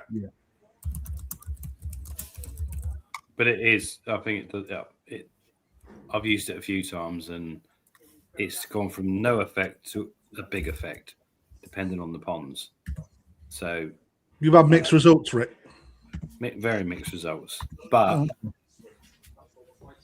that's good though, isn't it? So it's gone from a result I can't quantify to a result that's really good, and that's got to be a bonus, because the ones I can't necessarily quantify doesn't mean it's not good. I just can't measure it anyway.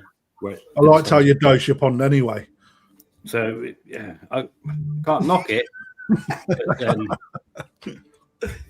it's one of those, isn't it? It says it removes nitrites from the packet, but then it doesn't.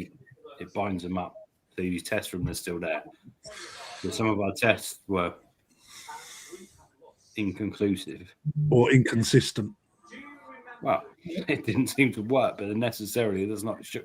But I've used it in other ponds where it's made a massive difference in terms of water clarity and the water quality. And it seems to have places where it's really good and some places where it's not so easy to see the results. But have you got? Is your water hardness different, Rick? In ponds? Yeah, it's mental. All over. Of course, it is. Yeah.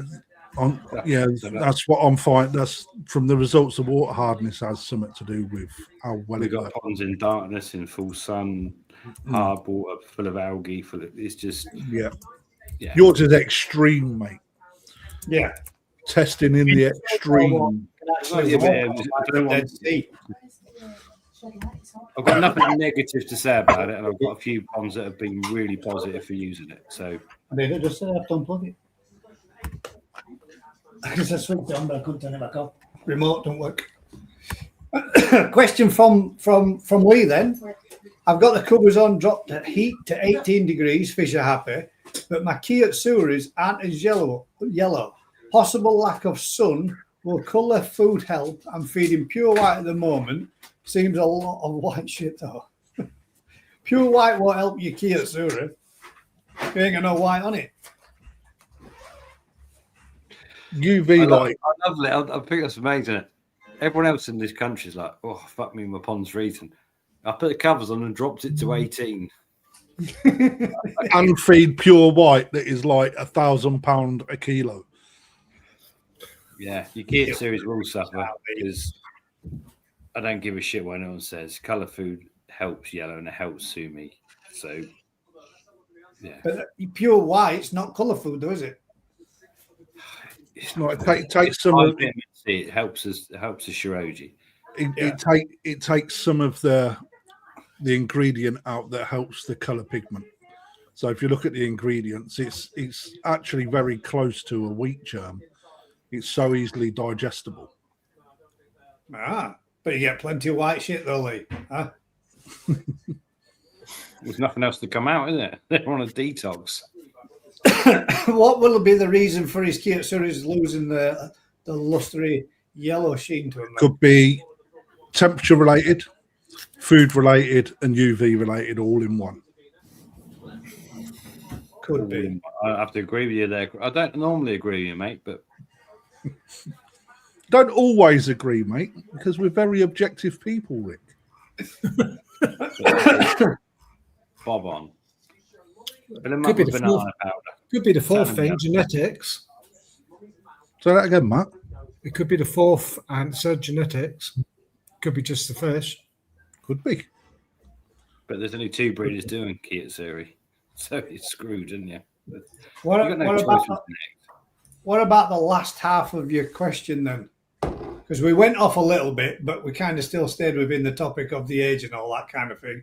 On a different angle, young koi are happier, healthier, and develop better when raised at a higher water temperature for the first 18 to 20 months of their lives. How can we achieve that how can we achieve that in the UK without costing a fortune? This is something everybody wants to know.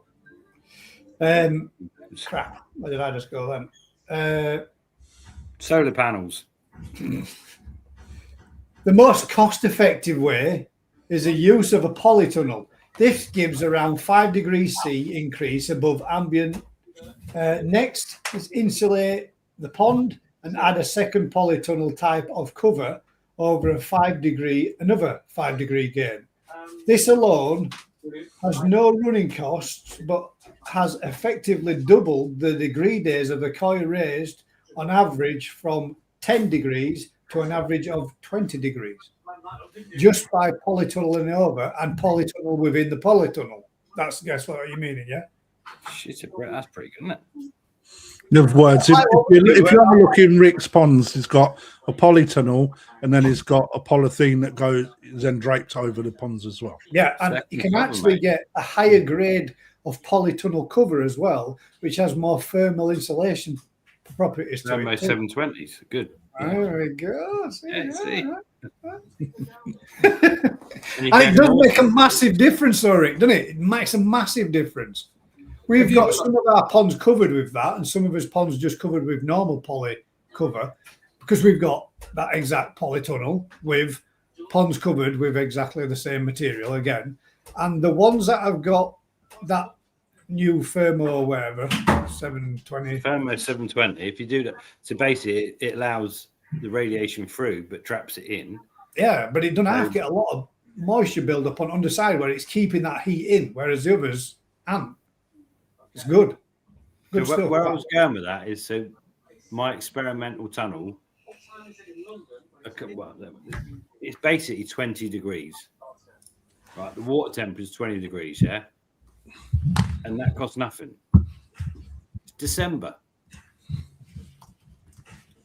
That's mental. That's in my head. That's mental. So basically, it's a polytunnel with reflectors. I put the reflectors in just silver foiled. They're not silver foiled. They are silver foiled reflectors. I've dyed the water black, put a second cover over it, and insulated the pond. We're mid-December, and I've got 20 degrees water temperature. Wow. We have too, but ours is heated. What was the air ambient now? It fluctuates from 30 to 10. It's all over because the air. I'm on about outside the polytunnel.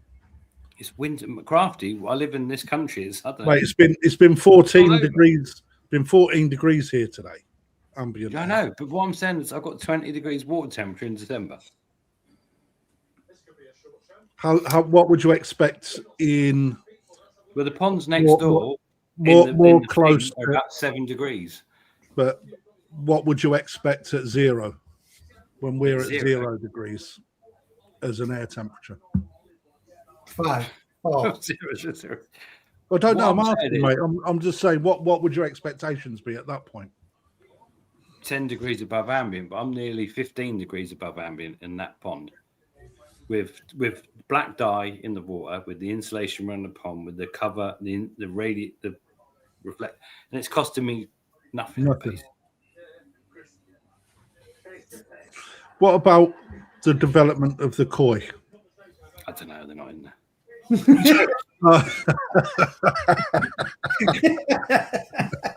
Just got warm water.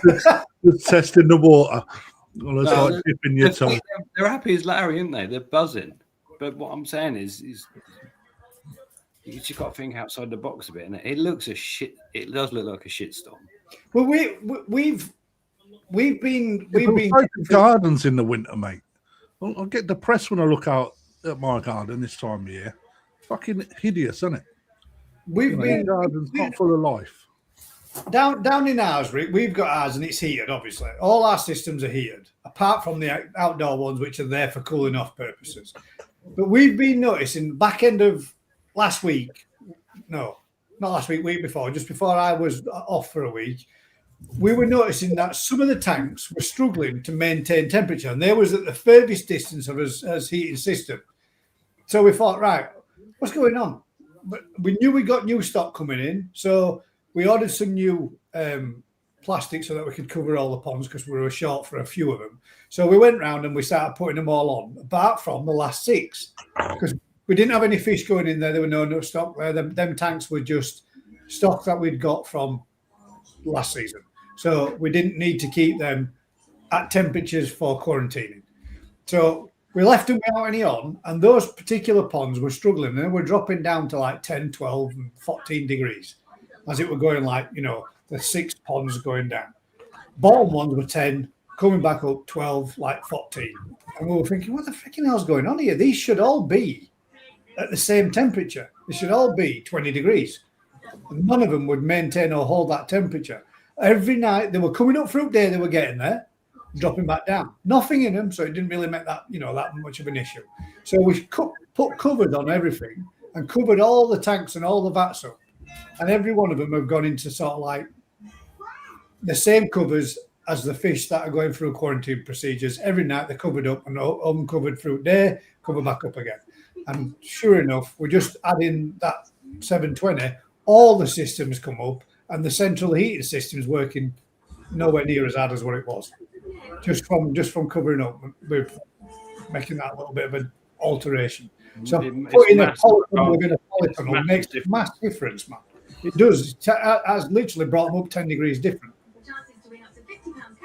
But it's got to be. The thing is, it's got to be kind of like sealed. Yeah. Well, not sealed, but draped, so it covers it. If you've got polycarbonate with like a gap over, you just fine. Somewhere for it to. Ours is they're all draped over at top, but they're all clamped down to the actual tops of the tanks. So they're all covered. And that's the massive difference you see. If you just put insulation, I'm not going to name it. You put insulation, you put a big bit of polystyrene, Kingspan, whatever, polycarbonate on a pond. But there's a gap. You're absolutely wasting your time because the air will just move. You create a system where the air moves. You've got to seal it. Yeah, it has to be kind of. And then suddenly, when we move them polycarbs back, Rick, in the yard, the water steams. Man. Steams. Yeah, if you've got a gap around the polycarb, whatever, then suddenly it just it's like a chimney effect, isn't it? Absolutely. When I go in the morning and I pull those covers back and literally feel the heat hit me in the face. You can feel the heat difference coming away from the vats. In the polycarbs we've got are fairly old, but rainwater gets down into like the weavy bits inside it. There's about inch thick, and even in the winter when you lift them, that water's warm. Yeah, it's like it can in the summer it can be fucking hot. Really hot as well, So I don't know if that helps with the insulation. To be fair, when you've got a polytunnel type thing, you're creating like a balloon that traps the air. But when you put a polycarbonate sheet on, you're creating a chimney effect where if it's not sealed, you'll just create an air motion out. An air, yeah. So why don't they make polytunnels with a dual ply? Well, we do. You do. Matt's been working on it for the last few months. They slide out dual ply heater systems, UV lights. He's got them nearly sorted. They hit the mark, and Howie tunnels too. Have you, Matt? Should have. He's being coy. Yes, he's being annoyed. He's still working on my pop-up poly though, aren't you, Matt? That's almost finished. By the time you've got that hole and that pond filled, they'll be done, ready for market. Can we just address this that's up on here? The koi mum. Thanks for the answer. Daily water changes, cycling new pond is confusing. Daily water changes. Cycling a new pond. I don't. Why are you doing daily water changes on a first question? If you're cycling, I don't understand. Have you got fish in there? Have you got high nitrite reading or something like that? Need a little bit more info. You don't need to do daily water changes for cycling a new pond. Don't need to do that. That's why I wanted to address it. So it could be a case of if we could have a little bit of the koi mum. If we could have a little bit more. Why are you doing daily water changes? And why do you? You would assume that by reading that you're doing that because you're trying to cycle a new pond. I need to ask another question, guys. Can you just bring that? Why is there a koi living in a welly boot?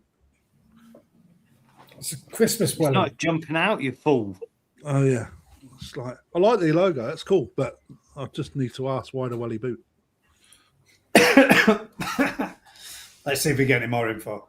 Right then, if you're new to koi keeping and you read somewhere that you need to do daily water changes and you need to do this and you need suddenly you believe that, don't you? Yeah, if you do. If he's got a high nitrite 2 and above. Sorry, koi mum. If Matt's transgender, he's fine. If she. Oh, sorry. I mean, the indication would be in the name, koi mum. I can't even read. Oh, sorry. Well, I've got my glasses on. But if you've got a high nitrite, you're going to have to be doing a water change to keep it down at a sensible level. But that's why I'm saying we need to have a little bit more understanding why she's doing daily water changes. And at this time of year, you're going to struggle anyway to get your bacteria to grow to get over that new pond. Unless she's heated.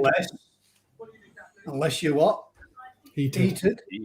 Or double polytunneled. So you'd be at 20 degrees. With insulation and black dye.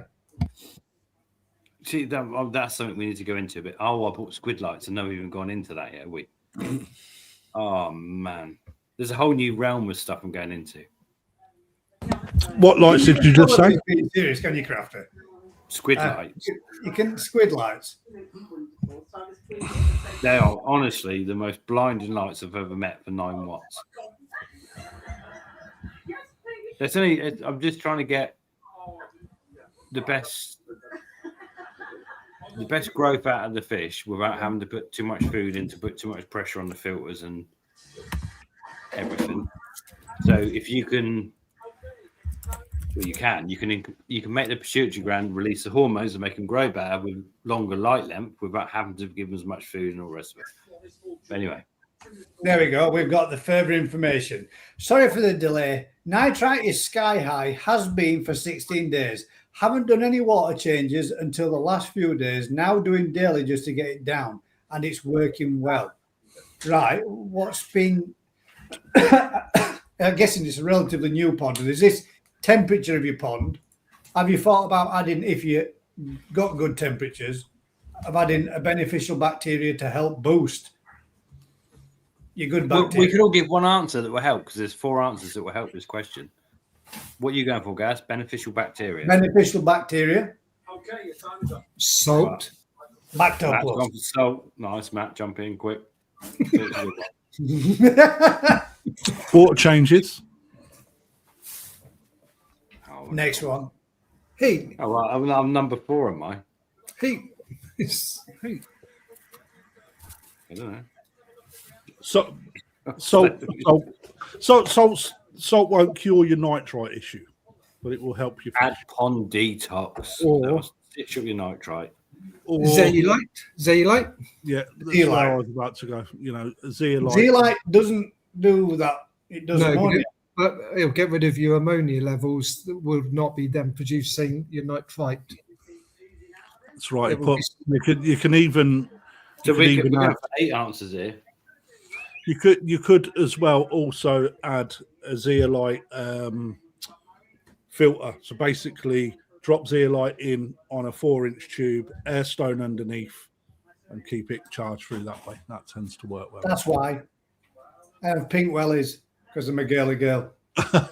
And they're spotty. Right, that's fair. Heated pond indoor, salted, koi dock, daily back, and lactose. Nice. The zeolite's not going to be your best. Salted already. There you go. Right, fair enough.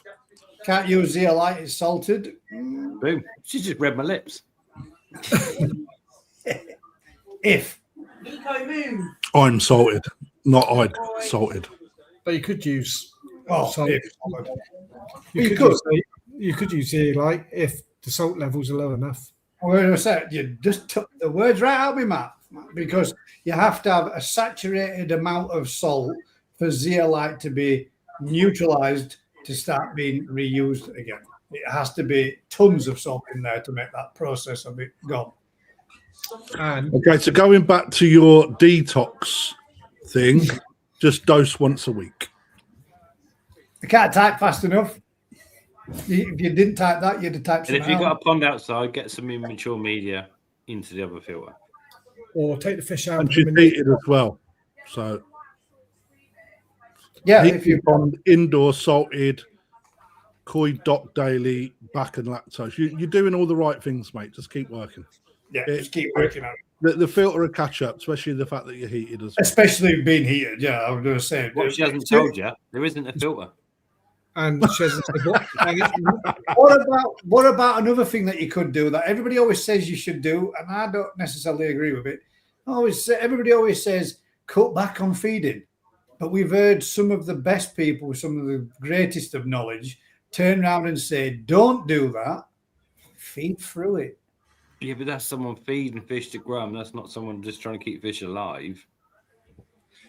Yeah, but if you stop feeding and you're doing regular water changes, all of a sudden you've got nothing for your beneficial bacteria to continue its cycle with, have you? You take You've got to know.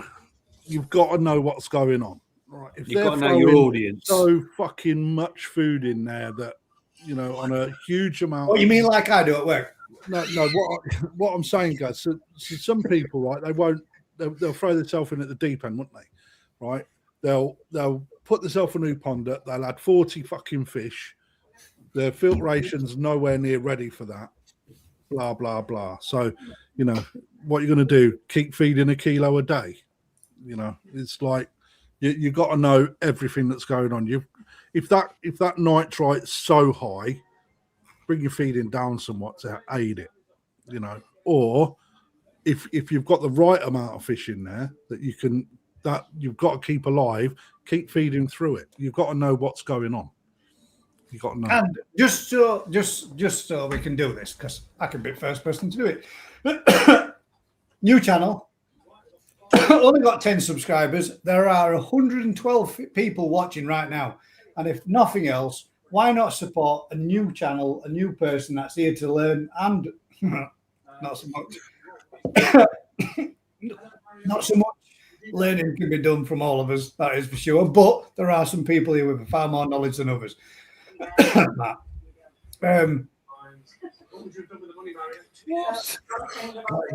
Koyman, what fish did you take from the competition that you won? There you go. There is a link to the Koi Mum's channel. Let's give her a bit of a subscribe and a bit of a sub to help her grow her channel. Pam, after all this time, is it your missus? She's trying to sort your nitrite problem out once and for all. Guys, I've been laughing for the last 5 minutes. Have a look at that message I just sent you.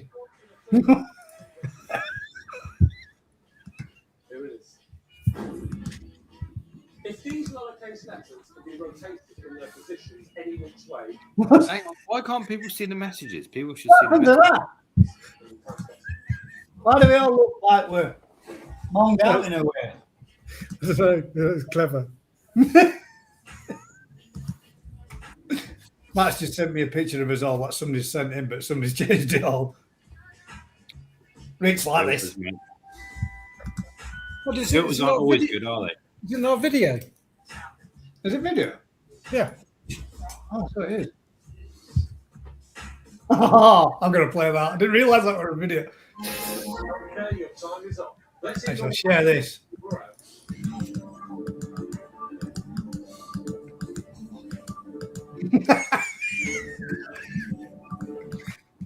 There you go. We've all been elfed, santed, And Matt's Father Christmas because he's got all the presents behind him. Hey. Rick doesn't look anything like Rick. I don't think any of us look like any of us. You do. Crafty looks about 20. Well, I am 20. He's giving you a full shave and lot. Crafty looks like Lee. Lily. There you go. Festive spirit and all that. I'm sure I should have been Santa though, because I'm the fattest with the biggest beard. Yeah, I mean, Yeah, that Matt's would got have more presents. beard than you. gone to the beard, yeah. She's really skinny. It is a skinny tree. What, my tree? Yeah. There you go. You're up to 21 now. At least that's double. It ain't, mate. Fingers crossed you Probably get a few looks more it. than that. It ain't. I can't get my arms around it. Oh, they've Got a lot of likes. I've only got small arms. You're like a T-Rex. Got a short arm typist, mate. So anyway, when we're doing this Graham Showcraft, when we release it, when we're buying them, I don't know yet. I haven't figured it all out, mate. people don't want to miss out, mate. Kieran's is not special. Well, you see, I'm just gonna. Oh, fair enough. Yeah, I'll work on it. I've got a week off, mate, so I ain't done any work on it. Again? Fucking hell, you have more weeks off than fucking I've never Fucking known. haven't, mate. It's the first full week I've had off all year. Get over, man. Fucking hell, he's lying Hell. out of his ass. How many weeks have I had off? 28. When I went to Ibiza, I only had 5 days off. For the fortnight. All right, 5 days off I had. I had a whole week off, haven't I? No, he hasn't. See? Dedication. To That's the what he nation. tells you, love. He's fucking been having loads of time. How off. much did you just have to throw across there with in your wallet then? Oh, mate, Off she's already camera spent my for her wallet. to answer that like that.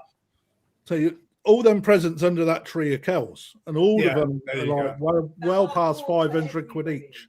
No, so you just bought that answer then, didn't you? Does a brand new filtration system on a new pond take around a year to get good beneficial bacteria? No. No, Well, it's not. We're all K1, they reckon, can take up to a year to be fully mature. For a year? In this day and age, I think you can do it in 6 weeks. Yeah. 4 weeks if you really want it, and 3 weeks if you try hard enough. Depends on the temperature. Oh, for 12 months. I mean, everything would be dead, wouldn't it? I think that where that comes from is it takes a long time to get a pond balanced, the whole thing running ecosystem to properly. fire together. Yeah. But you can get your filters running top notch pretty damn quick when you need to. Otherwise, how does Ryan sterilize his filters and then get a new shipment in? How do we move fish about and dump fish in? Especially at the rate that we do as well, you know. Massive head of fish in a small amount of water. Yeah, like what we have, and you've got to be able to get them there and get them there quick, haven't you? How much space have you got left? Oh, us? Mm. Not enough. Not enough, mate. That is for sure. I bought some Wait, nice Gouda fish this week, actually. So, wait, go back on that comment you just made, Enric. If you went back to, say, the Nexus or a standard filter, how would somebody, a hobbyist, mature a filter in 3 weeks? If you know you're going to start up a pond, you start early, so you can mature the media before you get The things best running. way is to get a mature piece and rub it really hard against another one that's not mature, and then you do it again, and you sit there and do that for a couple of days until you've done every piece, and by that time, you've made no difference. See, it's normally me being sarky, but he's on it. No, tonight. I know loads and loads of hobbyists that have started up their ponds. They have no access to seeding their filters via another filter. They've built a pond, started it all up, and it can go on for weeks and weeks and weeks and weeks of high ammonia nitrite and doing water changes, adding beneficial bacteria, you name it, they're doing it, and it's still going on a month. But the 2 biggest months. problem with all that is you come back to plastic medias. So virtually every pond now runs on plastic media, which are the worst to mature, period, aren't they? Yeah, If but you then did that on foams or any type of media that isn't almost antibacterial in nature, it will mature a lot faster. The problem is we're all led down a path that you use medias that are plastic because they're so much easier. That's why I've got a mixture of all three, Rick. All three what? Plastics? Medias. Polypropylene, polyethylene, No, the sponges, because you've always said that they mature faster, which They then do mature feeds faster. through and across, doesn't it? But like you said, Rich, the majority of the people nowadays are doing Nexus, the Easy Pods, drum filters, all plastic media. They are all plastic. I know. And I'm So on the whole, how does somebody mature a filter, one of them, in 3 to 6 weeks? ask the dealer to give them some mature media out there for us. I mean, that is, isn't it? And on a moving bed, stop it moving. Yeah. Simple. So that's one thing you can do. Static Slow the bed. flow rate. Slow Yeah. the flow rate down through a filter. It will mature faster because it's got more contact time to build up. You're not flushing it off. There's lots of simple things you can do, but plastic medias are they are the best when they're mature, but they're the worst to mature. A bit like kids. What about this stuff where you hear people say a lot of times, like with plastic medias, you should etch them first, i.e., give them a good dosing for 16 weeks in PP, so that it takes all. What they do is you burn. You damage the exterior of the media to give it a more bacteria porous. for more of a porous surface. Is there any truth behind it? Yeah, 100%. And would PP do that? If you oxidize plastic enough, it damages it. Yeah, it starts to degrade the plastic, so you're basically aging the plastic. So in 12 months' time, when it all starts to crumble to bits, because you're like, You don't want to fall to bits, and it won't fall to bits. But what you're doing is creating fissures and damage to the plastic that the bacteria can adhere to.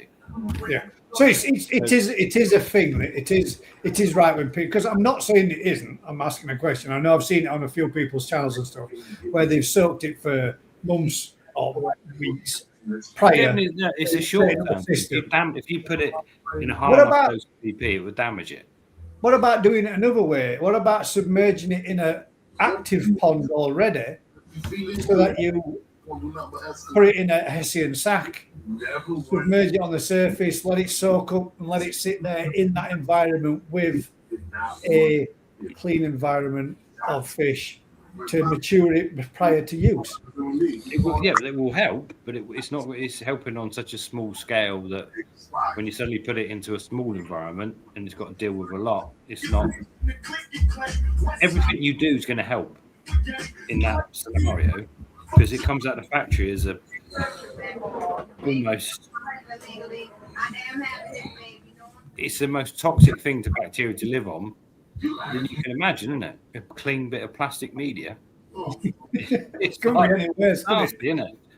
So, yeah, which is why a lot of the stuff you put in the pond that it promotes bacteria isn't bacteria. It's something that coats the media and something that the bacteria can cling to.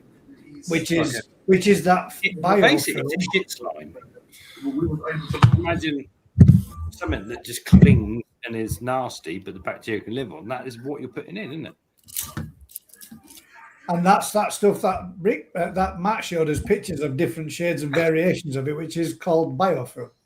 But that's biofilm is just something clinging to a media of all the different stuff. So a real fine foam or a foam is going to trap shit, and as long as the water's flowing through it, it's going to become a mature media much faster than a plastic media. But a foam media that's going to block and then the water flows past it is useless pretty quickly. Yeah. So you've got to maintain, you've got to keep it clean, but clean with not bleach. So yeah, a pressure filter in the first few months is amazing at maturing a pond, but after a few months, unless you're on top of it, becomes useless. Yeah. And that's it's kind of life, isn't it? If you've got something, sand is amazing. That's why sand filters were invented. Massive surface area, massive amount of area for the bacteria to live on. The water flows through it quite slowly, but as soon as it blocks, you starve. You starve areas. It becomes deoxygenated. The bacteria. So and it's a twat to clean. It's twat to clean. No one's ever cleaned sand. But that's the point in it. So plastic medias are the absolute best you can possibly have, but they're probably the worst you can mature. Can I share these, Kraft? Yeah, of course. Have a look at these. Mate, when I first looked at these, until you catch them in a certain light, the majority of these look doits, don't they? They look really good, mate. Yeah, They do look really good. Have a look at these, ladies and gentlemen. These are some Plastic very media. nice. A bit of koi porn. and all certified. Just to get on the bandwagon. There's some nice fish in there, mate. Oh, do you get one of these free with the grow and show ones? No, you don't, Rick. No. Oh, fucking hell, mate. Look at them, man. Right. Just out of curiosity, can we see them all there? Oh.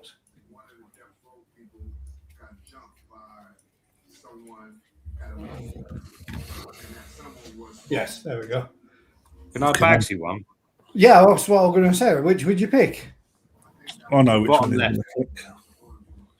Bottom left, this one. Yeah. Okay, it weren't the one I thought. No, I quite like that one. No, I don't like the way the head leads into the shoulder. That That's the new thing out of Japan, Rick. Yeah, big no, ass not my shoulders. thing. Not for me. Matt, Top, top, that one, free step. that one. Yeah, nice kahaku, that, mate. Yeah, very nice. Gaz, which one did you say? The one in the middle? Yeah, I like that one, me. You like the body on that one, didn't you? I did, yeah. I went for the first choice, body. The skin luster on it's really good because I've already watched it all the way through. And the pattern, well. And you got 4K DVDs, giant screen. Yeah, true. That, What it yeah. says the one I want's cheap then, isn't it? So No, to be fair, I mean, when it comes up and it comes to what you think, is that dice? And then you think, no, that's not dice, it's scale. They're nice. But yeah. The one for me, Gaz, is next to the kahaku then. Next to the kaku, then this one. Yeah. No, keep going, watch it through. To be fair, I think they all look fantastic. That 4-step one, bottom left's really nice. That one there with a strange head pattern. That one. Yeah, that one, yeah. Yeah. that's male, mate. I don't care if it's male. male or female. That's a male. It fucking is a male, isn't it? Yeah, easily a male, isn't it? There's some nice fish there. Very nice. Condo. Would it help with aquarium canister filter to How mature much is media? it then? One from Anyway. mature pond media. I don't know yet. Fancy ones. Oh, fancy ones, craft it. I haven't priced them up, mate. Shall I have a look? Yeah. Let me have a look. I don't remember how much I've done them for. Quick question for you there, Crafty. Sorry, I put that over your face. Stop sharing that. Crafty, when you do the growing show, would you be helping people choose, or will it be up to the person to choose their own? Paul, you can't Don't have go people with Crafty's picking for you. choice. You don't want to go for Crafty's choice. It makes you take the wrong. It makes you You're take the wrong Ginrin Yamabuki, and his mate that he sells other one to grows bigger than you. So don't do it, man. Don't do it. I would say no. You muted your son. You can't hear. This made you sound gone. I can't unmute you. You muted yourself. Mate, I don't even know how that happened. I said, "May the devil dance on your grave, sir." I didn't look anything like that. It looked like you were saying something about elephant juice when I was trying to lip read. They're going to be around 600 quid a piece. About 600 quid a piece. Yeah, certified though. That's a nice fish, them anyway, mate. Them ones. Class. Thank you, Gary. And that was just a little joke between me and Crafty, because me, Crafty, and Colin, I picked a Yamabuke, and I got down to the last two. Colin took the one that I didn't pick, and he's ended up 20 cm bigger than mine this year. Yeah, to be fair though, guys, he's got completely different pond set. Yeah, he has, but I mean, yeah, still nice fish. Both of them. I'm happy with mine anyway, regardless. Nothing wrong with what you had, mate. Very good fish. It was. It's just I've got to just one more thing to share. In fact, there's two. I'm lying. as soon as you asked for it, here you go.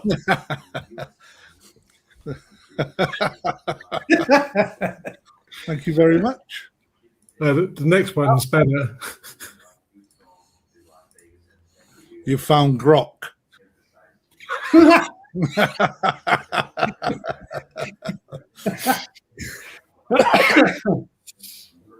What's going on in the background of that one, though? What was going on in the background on that?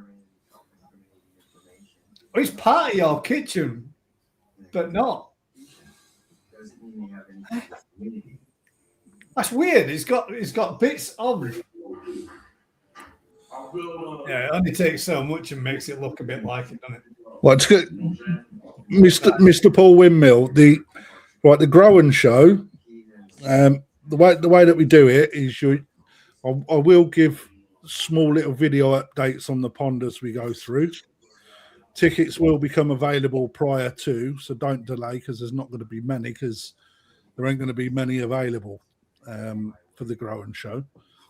And then on the day, you can ask advice. Absolutely no problem. But the problem that you're going to have is that there will be certain people potentially that get the pick before you. So the best thing to do is sort of pick out 3 that you like and then hope that you get that choice. But ultimately, when it comes down to it, you'll only get a minute, 2 minutes to choose anyway, because you've got to get through it. But I'm gonna be making it more of an event, so there's going to be a little bit more added onto it. See, you could do what I did. Now, last time when Crafty released them, he released the full bowl, so you could see them all. So what I did is I sat there and I studied that bowl video for a long time, and I picked 10 fish out of that bowl that potentially I would have been more than happy with. And when I got there, they all went. Everyone that I picked were like gutted, but I still ended up coming away with a nice fish regardless. In fact, Crafty, I'll be honest, mate. Both my Kahaku and my Shurusuri that I got from you, although the Shurusuri hasn't grown massively, the Sumi development on it, the Soroji development on it is mint, and the Kahaku, mate, is doing really well. Those Momotaro Kahaku, mate, were next. I mean, they're nothing in comparison to what some people got the fish to already. Mine's probably no, but the fish itself, the Momotaro Kahaku from a couple of years ago, fantastic fish, through and through. Special. What's yours like, Rick? Have you still got yours, or have you moved it on, or still got it? No, I've got it, mate. It's one of the best koi I've got. Is it really? Momotaro? Yeah. 200 fucking quid, man. No, bangers, mate. I don't get enough praise, do I? Not grown massive because it's not been in a growing situation, but body shape, skin quality, kiwa, sashi, everything is absolutely mint on it. Yeah, they were fantastic fish. That's one of the best pond of fish I've bought. Admittedly, mate, exactly the same. I would have said exactly the same. Soroji, Benny, the Benny plate throughout, head to toe, head to tail, is mint. Bang it. Yeah. I'd say now, if you looked at it, it's an easy 1,500 quid fish. Is it? Yeah. Yeah. Stunning blue eyes. Thank you. Did you have blue eyes? You gotta look now. Sorry. Oh crap. Yeah, that was a good batch of fish, to be fair. And I don't think we got the best He ones. does I that picked as a well. few for other people that were better. I see Mike from the show chair from Birmingham. His fish fucking outstanding, absolutely outstanding. And if he'd have shown it, it would have took one of the majors, I think. But he never showed it. So That's the dude that won. no, so Mike, the chairman of he's no longer the chair, but the chair of the Birmingham Young Koi Show. So he didn't. Oh, Mike's is mint. Sorry, I forgot. Real quality fish. I can't remember his. What's his last name? Mike's last name? Gold. Gold. No, that's someone I was in the army with. I can't remember. No, I can't remember. I've got him saved as Koi Show Mike in my phone. Koi Show Mike. He's Koi Beginnings was his channel, wasn't it? That was. It's now Shin Scan Skin Koi or something. It's well. Human scan skin koi. He brought one back out. Something like that. He's just opened a business, hasn't he? Sweet. He had some lovely fish, man. Shinkan Koi, I think it's called. Shinkan Koi. Yeah. Nice one, Mike. Hope you well. He did pack it in, didn't he, for a while? He did stop doing it. Phil. Highlight the one above that, mate. Shinskin Koi. A lot of money if you can't have no, that right. They were 175 quid, weren't they? There weren't a lot of money, were they? What for the Momotaro fish? Momotaro's were 200. The Momotaro was 200. What was the NND? 150? I don't. Was it? I'm going to say 175. I know. I think they were 150. I'm going to say 145. The grow and show fish that I do, it's that they don't go at shop price. They go less than shop price. And to remember, Phil, as well, they're not. It's not like there's not 200 in there and there's only 50 good ones. These are these. And it probably, I'm assuming you're going to do the same as what you did with the Momotaro, and you selected through them, picked out the best 4 to say there were going to be 100 pieces out of your 200 that you got. So every single fish, the ones that got removed on the Odicam ones were ones with split fins, color drop off, or stuff like that. So they don't go into. Because then they're not good enough to be put in front of you already picked through them to make sure that they were good enough to be. Yeah, so everything's not one fish gets pulled out if I think it's better and can catch more money. Right? That's not what I'm about. They go in, right, as I've bought them. You've seen the whole bowl of fish on the video. When it comes to the actual day, I will put up a percentage for the grow and show, because in case you do get the injuries or the deaths or they have a knock scale or whatever and they're not good enough for sale, I'm not going to put them out in front of people. They will stay on, they'll heal up, and then they'll go in the sale pond afterwards.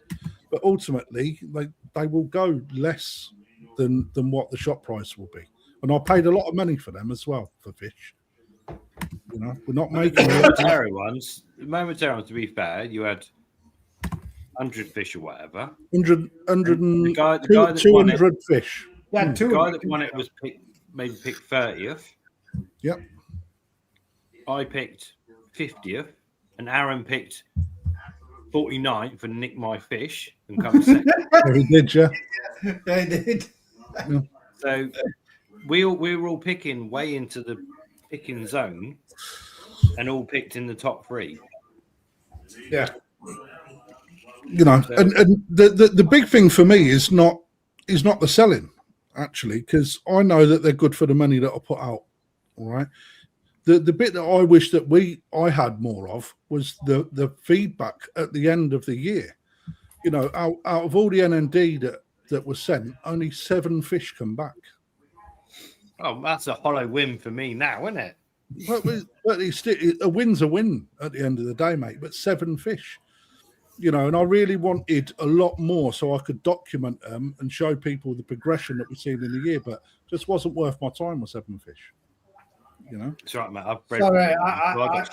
I will hold my hand up and I will confess that I was one of them knobheads that didn't. But I have been rather busy. I have. So is everyone. It don't take long to photograph a fish. I was waiting for the email that you never sent, or the text message that you never sent. All the emails went out. I've got all I of never the told emails. you I never got one. Might have something to do with me changing my email address, like. Could be something to do with it. But you didn't need an email, mate. You got me on speed dial. Virgin Media shut me down. I'll send it in anyway. How about that? I'll send you a picture of the picture on my shed wall. So when are the handicap ones back, Crafty? When I'd have to look. It's going to be the first. It's going to be end of March. But yeah, I mean, that way I can hopefully. I'll tell you what. I've had a few feedbacks off them. There is a tan show, of all things, that tend to grow a little bit smaller than other ghost Sankey. Anyway, fuck me, it is a beast, man. What did from out of the Momentaros? No, out of the Odacam ones that we just done. Oh, is it? Fuck it, there's a tan show, mate. It is stocked. He got so much growth out of it for the first week, man. It's like 2 weeks, 3 weeks. It's just exponential growth, like giant. So, yeah, I've seen a few. There. Not for me, thanks. That's good. This is the whole point of it, Phil. It doesn't have to be for you. It's for everybody. Okay, so let me give you a little insight what we're doing. All right, so I've taken a leaf out of Rick's book. I'm also going to be doing auctions while I'm there as well on the day. All right, it's going to be specials throughout the ponds. So you're not just buying into the event, you're buying into the growing show, you're buying into an event. Right, it's going to be, I am, mate, yeah, unfortunately. So there's going to be percentage discounts on all the stock as well, the livestock. I'm currently working with the competitions department to see if we can get a competition up just for those people that enter as well, or free entries into a competition, etc. as well. So, as well as food in the calf, there's a lot of work behind it. It's about creating an event for people, not about just the growing show. You could always have a round of golf too, couldn't you, while you're not picking? If you were 50th pick, you could go and have a game of the old. How many holes is it? 18. Yeah. Although it's not, we've got a bit of work to do on the waterfall at the minute because we're losing water. Oh, so. The amount of rain we've got, you shouldn't be losing water. We're gaining water. I'm gaining leaves in my pot. Yeah, it's like that's. I weren't gonna say anything just yet because it's really early doors, but that's the plan. What comes of the plan is another thing. Got a shitload on at the minute, like business wise, so it's quite tough at the minute. As long as we get in there for the Kimmerins or whatever, we'll be good. Well, I might be asking you to put a couple of hours in for the day, Rick. I'll be there. 12. So I'll be smuggling mine away. I'll do a Vince bowl of a bowl of doom. There's no bowl of doom in that bowl. While we're on it, what's happening with your the Asagi? Have you done anything with them yet? Oh no, man. No. Okay. Yeah, we'll get there. We'll get there next January, February time. Yeah, Mark, I am over Christmas, mate. I think we're shut on Christmas Day and Boxing Day, but we're open. I should hope so as well. And the aquatic shop shut on Boxing Day. I've got to go down Christmas Day for welfare check. So, yeah, but really though, yeah, are you going to send somebody else that lives a little closer? No. That's what you say. McDonald's on way back, in it. Yes, we're not all like you, just sitting in our ass, playing with our kitchens. Sitting on the ass. The problem is, Gaz, if there's an issue, all right, I'd rather be there to deal with it hands on myself rather than someone that may not know what they're doing. not only that, but they're youngsters, isn't it? They I've got to learn by throwing them in deep end, mate. I've been throwing it they'll deep be end. on that, mate, like that, wouldn't they? Not everybody is, mate. They're youngsters, mate. They're 20, 20-year-old. There's many things to do at Christmas. Christmas isn't all about drinking. It is when you're 20, though, isn't it? Not It anymore. is going to It's be for me this expensive, year. mate. I'm getting shit-faced. Are you? I I am absolutely. Don't bother ringing me Christmas Day because I will be pissed underneath the Christmas tree. I That's the guarantee you. Arsenal I have promised my daughter, because we're going there for Christmas, and I have promised my daughter that I'm going to get absolutely wankered and pass out on the Christmas tree. That's what I intend to do. I've done it here years and years ago when they were a lot younger, and they want me to get absolutely blasted. So I'm going to do. I'm taking a bottle of rum and getting shit-faced. Good lad. I don't drink at home. But I'm not going to be at home, am I? I'm going to be at my daughter's so I can wreck it. Oh, Just I that don't all tend to decorate, drink new at windows anyone's and house. everything, and I'm going to smash it out of it. I'm going to Make take a sure she marker gets pen and Twister draw out, walls Gaz. and on sofa After and the stuff. first bottle of rum, get Twister out. You'll be amazing. Naked Twister. You know, years gone by, this is a good game, and if anybody doesn't know it, I'll demonstrate this with. If anybody's interested, we do have several packs of these. If you would like, Oh, a set bollocks! I of, forgot about that. Yeah, if I've got some of anybody them would as well. like a set of Christmas cards, put in a funny comment that makes me laugh, and I'll send you one out. How You many get a packs have you cereal got, box. Gaz? Huh? I How got many 4 packs you got? 4. Huh? 4. Well, I've got a pack to give away as well. There we go. So we've got 5, 6, 7, 8. We've got tons of them. If anybody would like some of these Christmas cards, which they're not all the same, obviously, there's lots of different types in there. But for the demonstration purposes, get yourself a cereal box. Yeah. Cut the top off of it, right? And you go around, and everybody's got to be able to. You're not allowed to use your hands. You put your hands behind your back or in your pockets, whatever. But you've got to What pick you up said the down cereal. your pants then. Put your You've hands got to down pick your up the back. cereal box with your Put your teeth hands down your off back. the floor. And once everybody's done it, you cut off an inch, and then you keep going and keep going and keep going until you get right down to next to nothing. And it's whoever can do it, but you've got to be levered when you're doing it. So people fall on their heads and all that kind of stuff. It's a good game. It's a good laugh. How'd you Keep cut going it? until you end up with. How'd you cut it? Cut it with a pair of scissors. You just cereal box in it. So you just squash it together, cut off an inch, put it back down again, and then they go around them again. And everybody goes and goes and goes. So eventually you end up getting right down to a very, very low level to where you can. I don't even know if I've still got this. I'll show you if I've still got it.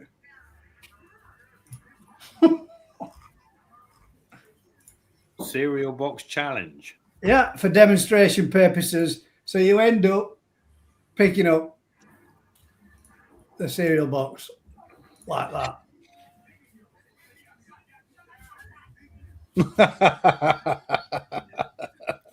Mate, everyone would be in A&E. I nearly was, mate. There's no one that could go that low and get up. If you look where my hands are there on back of my legs, look. That is not you. That's me. Bullshit. 2010. That's not you. Look, it is. That's me. That's Look, a younger version of your son. it says me. Fuck me, you've aged, mate. Well, of course I have. That was 2010. It's 15 years ago. You don't age that fast. Jesus Christ. The box is too short to start with for me. It's a good laugh, though. We all absolutely, there were a lot of people fell on floor. Yes, when you got a nose as big as mine, that would be on the floor. I could never pick that with my teeth. But yeah, I intend to get absolutely shit first this Christmas, and have a good old knees up. It's the first time in a long time that we're actually going out for Christmas. We're not having it at home. Oh, yeah. Okay. Going out for Christmas. Yeah. Is your daughter cooking for you? Yeah, exactly that. Yeah, she is, yeah. Normally everybody comes here, so this time we're going there. Don't complain, it's a bit dry. I'm not gonna do that. overdone. I won't have to do, will I? I'll be absolute. By that time, I'll already be drunk, so it'll just be good regardless, won't it? Of course it's good. If someone's cooking you Christmas dinner, Marco's comment.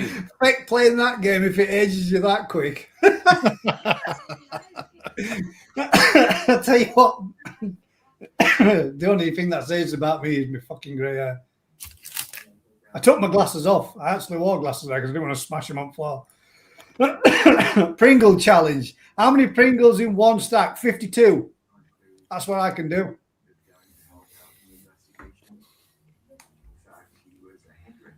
Try it.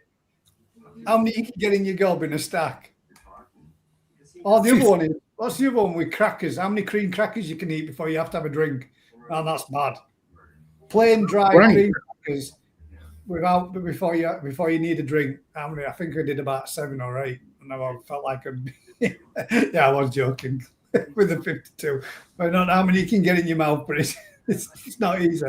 You end up getting them in your mouth, and obviously then you've got to try swallow them, haven't you? And that's a lot of crisp to eat. Phil would pay more to get the fish I like. Well, then that's what you could do, Phil. You could go there, and there's plenty of fish to choose from, and you can pay more, and you can get the fish that you like. That's the perfect answer. That is it in a nutshell. Yeah.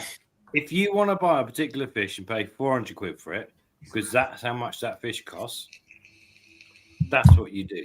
But the chances, if you go into a ground show, those fish are all worth 300 quid and you're paying 100 quid, you got the chance of the best one or the worst one, but the best one might turn out worse and the worst one might turn out best, depending on your eye, your grown. That's the whole point. The thing is, they're all decent enough fish. They're all fish that are worth the price in the first place. That's what I was trying to get to with the Momotaro and the NND. They were all fish that were worth that value, regardless. I personally don't believe there's been another grow and show with fish as good as those Momotaro fish, in my opinion. I don't know. Welsh dragon shit all over that, man. Other than that, yeah, you can do that. Yeah, those fish at that point, millions of people, mate. That's why Moonpig exists. Those fish were of a size. They were 30-centimeter fish. Then it's not a gamble, is it? It was pretty much laid on. That's what you're buying. They're going to grow and develop on those lines. It does sting.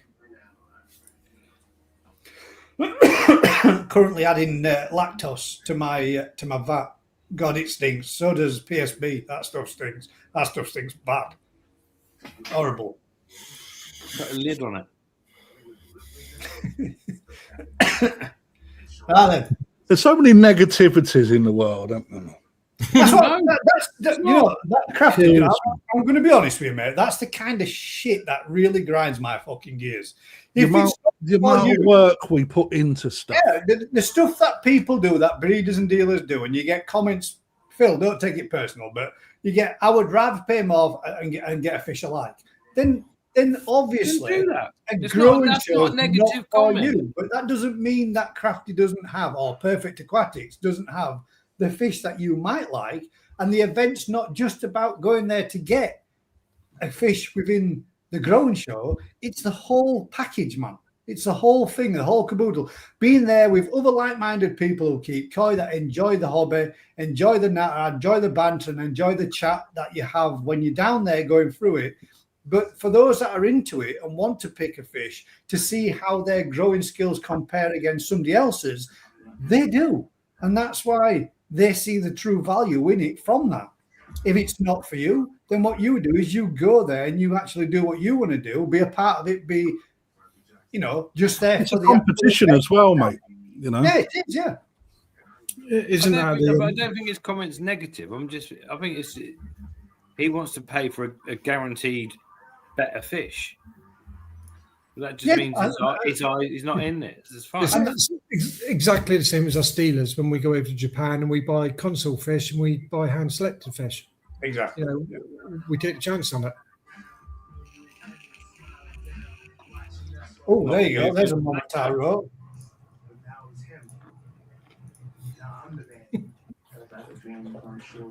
I can mute that. There's one of them on my tower. Michael Thompson, yeah. Michael Thompson's.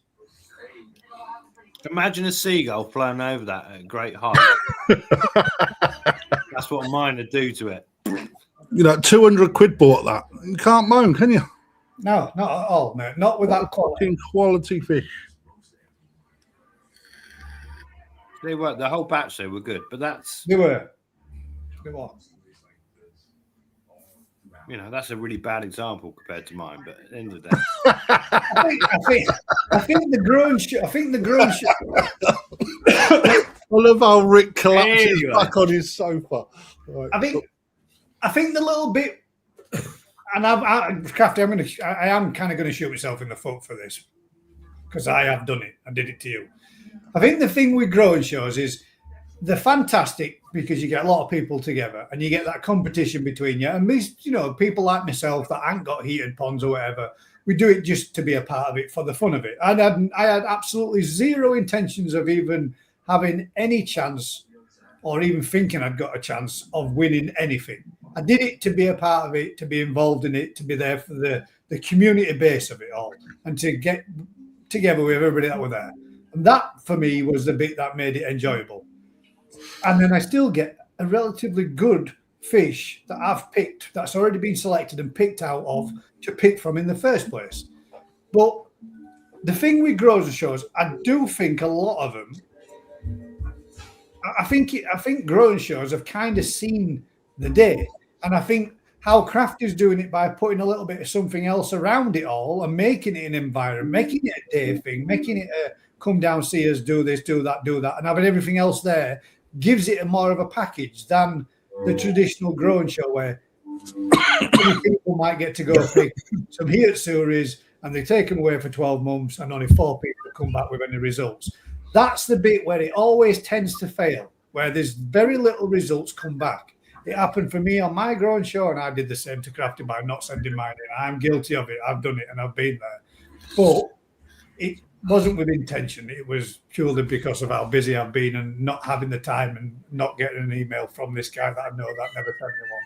not capable of photographing a fish. Yeah, I can't do that. I need somebody to show me how to do it. Till I learn how to. But that's the only downside to it, isn't it? That's the real downside to it is not getting enough stuff back in for it to make the event to have a winner. For a proper competition, yeah. When you've pushed out 200 fish, even if you got 50% back, that'd be great. Or 25% with 200. But when you do 40 and you only I can't even remember how many we've done with the NND. It was a fair whack. More than 4. That was 100 at least, wasn't there? Surely. I can't remember, but yeah, it was a lot. But when you only get 7 back, it's a little bit. No. There you go. That's exactly what. Yeah, many of them don't see it to the end, Tony. I agree, mate. And the results are not amount. I mean, there's been so many of the big YouTubers out there that have done growing shows and have done them, and then 12 months later sat on a naughty step while his wife told him off for not announcing the winners of them. For example, that's just for one that I know of. Was Andy Daly, is it, when he did his growing show one with the Kahaku and the Andy Daly from Koi Diaries. Koi Diaries, that's it. And actually, he'd done a couple of growing shows alongside some pretty well to do names in community or in the industry. And they never went to its full potential and did it to its end. That's what I think is the way it is. Yeah. So I should feel privileged then. We've done growing shows with Fry and had a 37% return of finished fish. That's pretty good. That's very good. Yeah. Twisted and Rick's Tuba Fest was a brilliant day, even though it was raining. All day, loved it and met some lovely people. There we go. Seska, that wasn't a growing show event. No, but it's an event based around koi, isn't it? And at the end of the day, that's how much of an enjoyment you can get from it. How's that little Shiro getting on, Seska? she's keeping very quiet. Mm. It means either really good or really bad. Ricardo, we had some in stock, mate, last month, and Crafty's got some in stock. So yeah, there you He's go. coming down to our store as well. So There you go. you know, the problem is this time of the year it's hard to get. That's the problem. Unless you got Probably out why of you're date struggling. shit. Yes.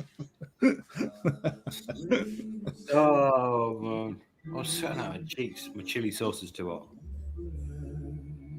The social side, the banter, the meeting lots of like-minded people. That's what's not to like. Exactly, mate. 100%. Unless you Totally. meet people like him, who's a complete twat. I'll Only tell you what. That's a joke, isn't it? He's a quality guy as well. I've spoken to him a few times. I like his video that he done at yours the other day was good as well. Right. He's a cracking guy. He's a cracking guy, isn't he? Yeah. Who's that aimed at? Which one? It's got to be him. Which one? You. Right then. Have we got any more for any more? If not, right, hang about. Let's look at this. We need to think about this, gentlemen. We've got next week is the 18th. And the week after Thursday, the next Thursday after that is Christmas Day. So we're not doing that, guys, 100%. So I would say that the next time that you will see us, well, next week there will be the normal Thursday night, and then from then on in, it won't be the first. We're not doing New Year's Day either. So we'll be taking a 2-week break over the Christmas period. 25th and the 1st will be off, and we'll be returning back to normal schedule on the 8th of January. Just to let you all know. I love a 2-week holiday. Yeah, 2-week holiday. Make sure you submit your holiday forms, gents. We still get paid. Yeah. Still get your 36.6 pence.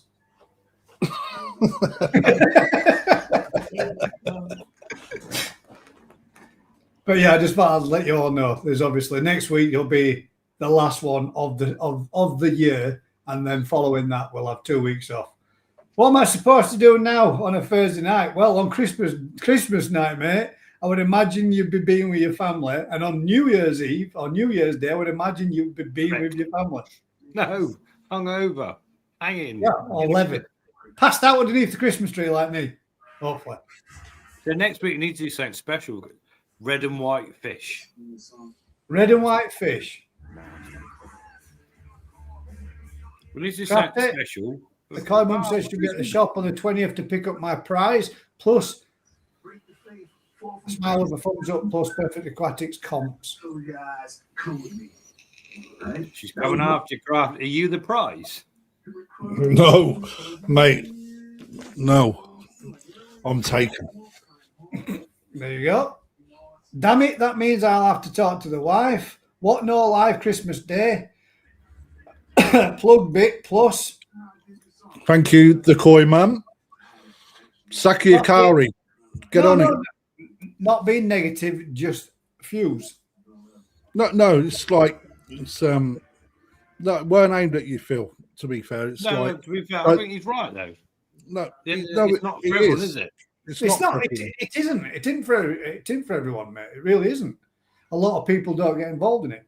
But Phil, don't be turned off of not going to an event or being at an event like that because you're not purchasing a fish. Because there's other good deals there as well. That's what I'm saying. And the event in itself is good just to be there for, regardless. We also try and couple it up with the ability to look back on results of where it's come from and all that sort of to where it's got to. Happy New Year. You know, but we can only do that with a feedback like what Rick had, you know, on his. You get to see what the results are. And that's the key piece. It's for learning. greater God, the greater good. Got to learn. For the great good. What are you nibbling on there, Rick? He's got hot chili. The Chicken. fuck is that? Oh, Fucking hell is that? Looks like. Matt's fucking roadkill, mate. Matt, whatever Matt's eating, he's struggling to swallow. Rick's got pheasant goujon. Pheasant goujons. KFP. Nice pheasant. KF pheasant. Pheasant is lush. Is that from you, Matt? Rick's taking a few. Merry Christmas to you too. Right then, ladies and gents, I'm going to wrap this one up, bring it to an end, and turn around and Like say a to you all, Christmas present. where's your Christmas present? Oh, it's there. It's there. Are they real Christmas presents then, Matt, or is that just decoration? No. That's real Christmas presents. All the grandchildren. Fucking hell. You I only got got all the one. grandkids. Tell me about it. 7 children. I got 4 at the moment. 3 at the moment. Now. Yeah, that's children. I've got 7. Eh? Yeah. You never heard of Sky TV, Matt? No. I had a lot The spare. adverts are on. Our pleasure.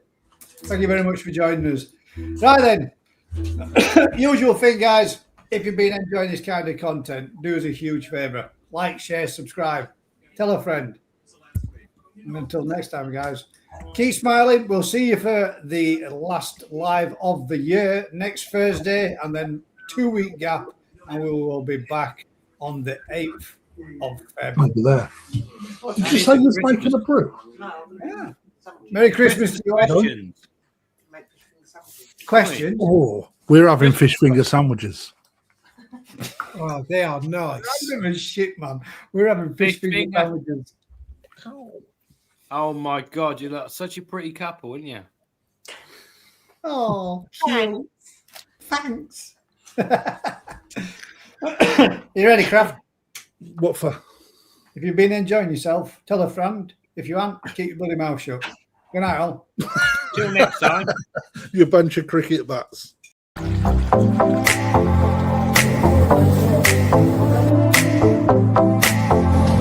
This has been one hell of an experience.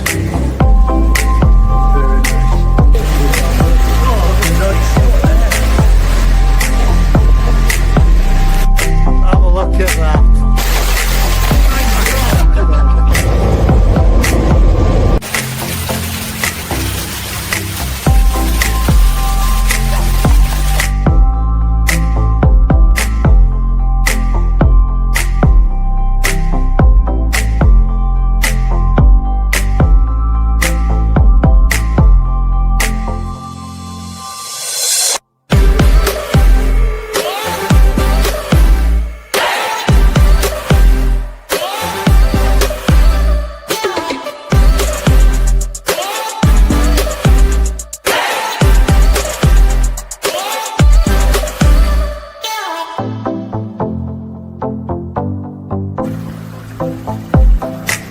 New change in the garden. Made a little secret out of it.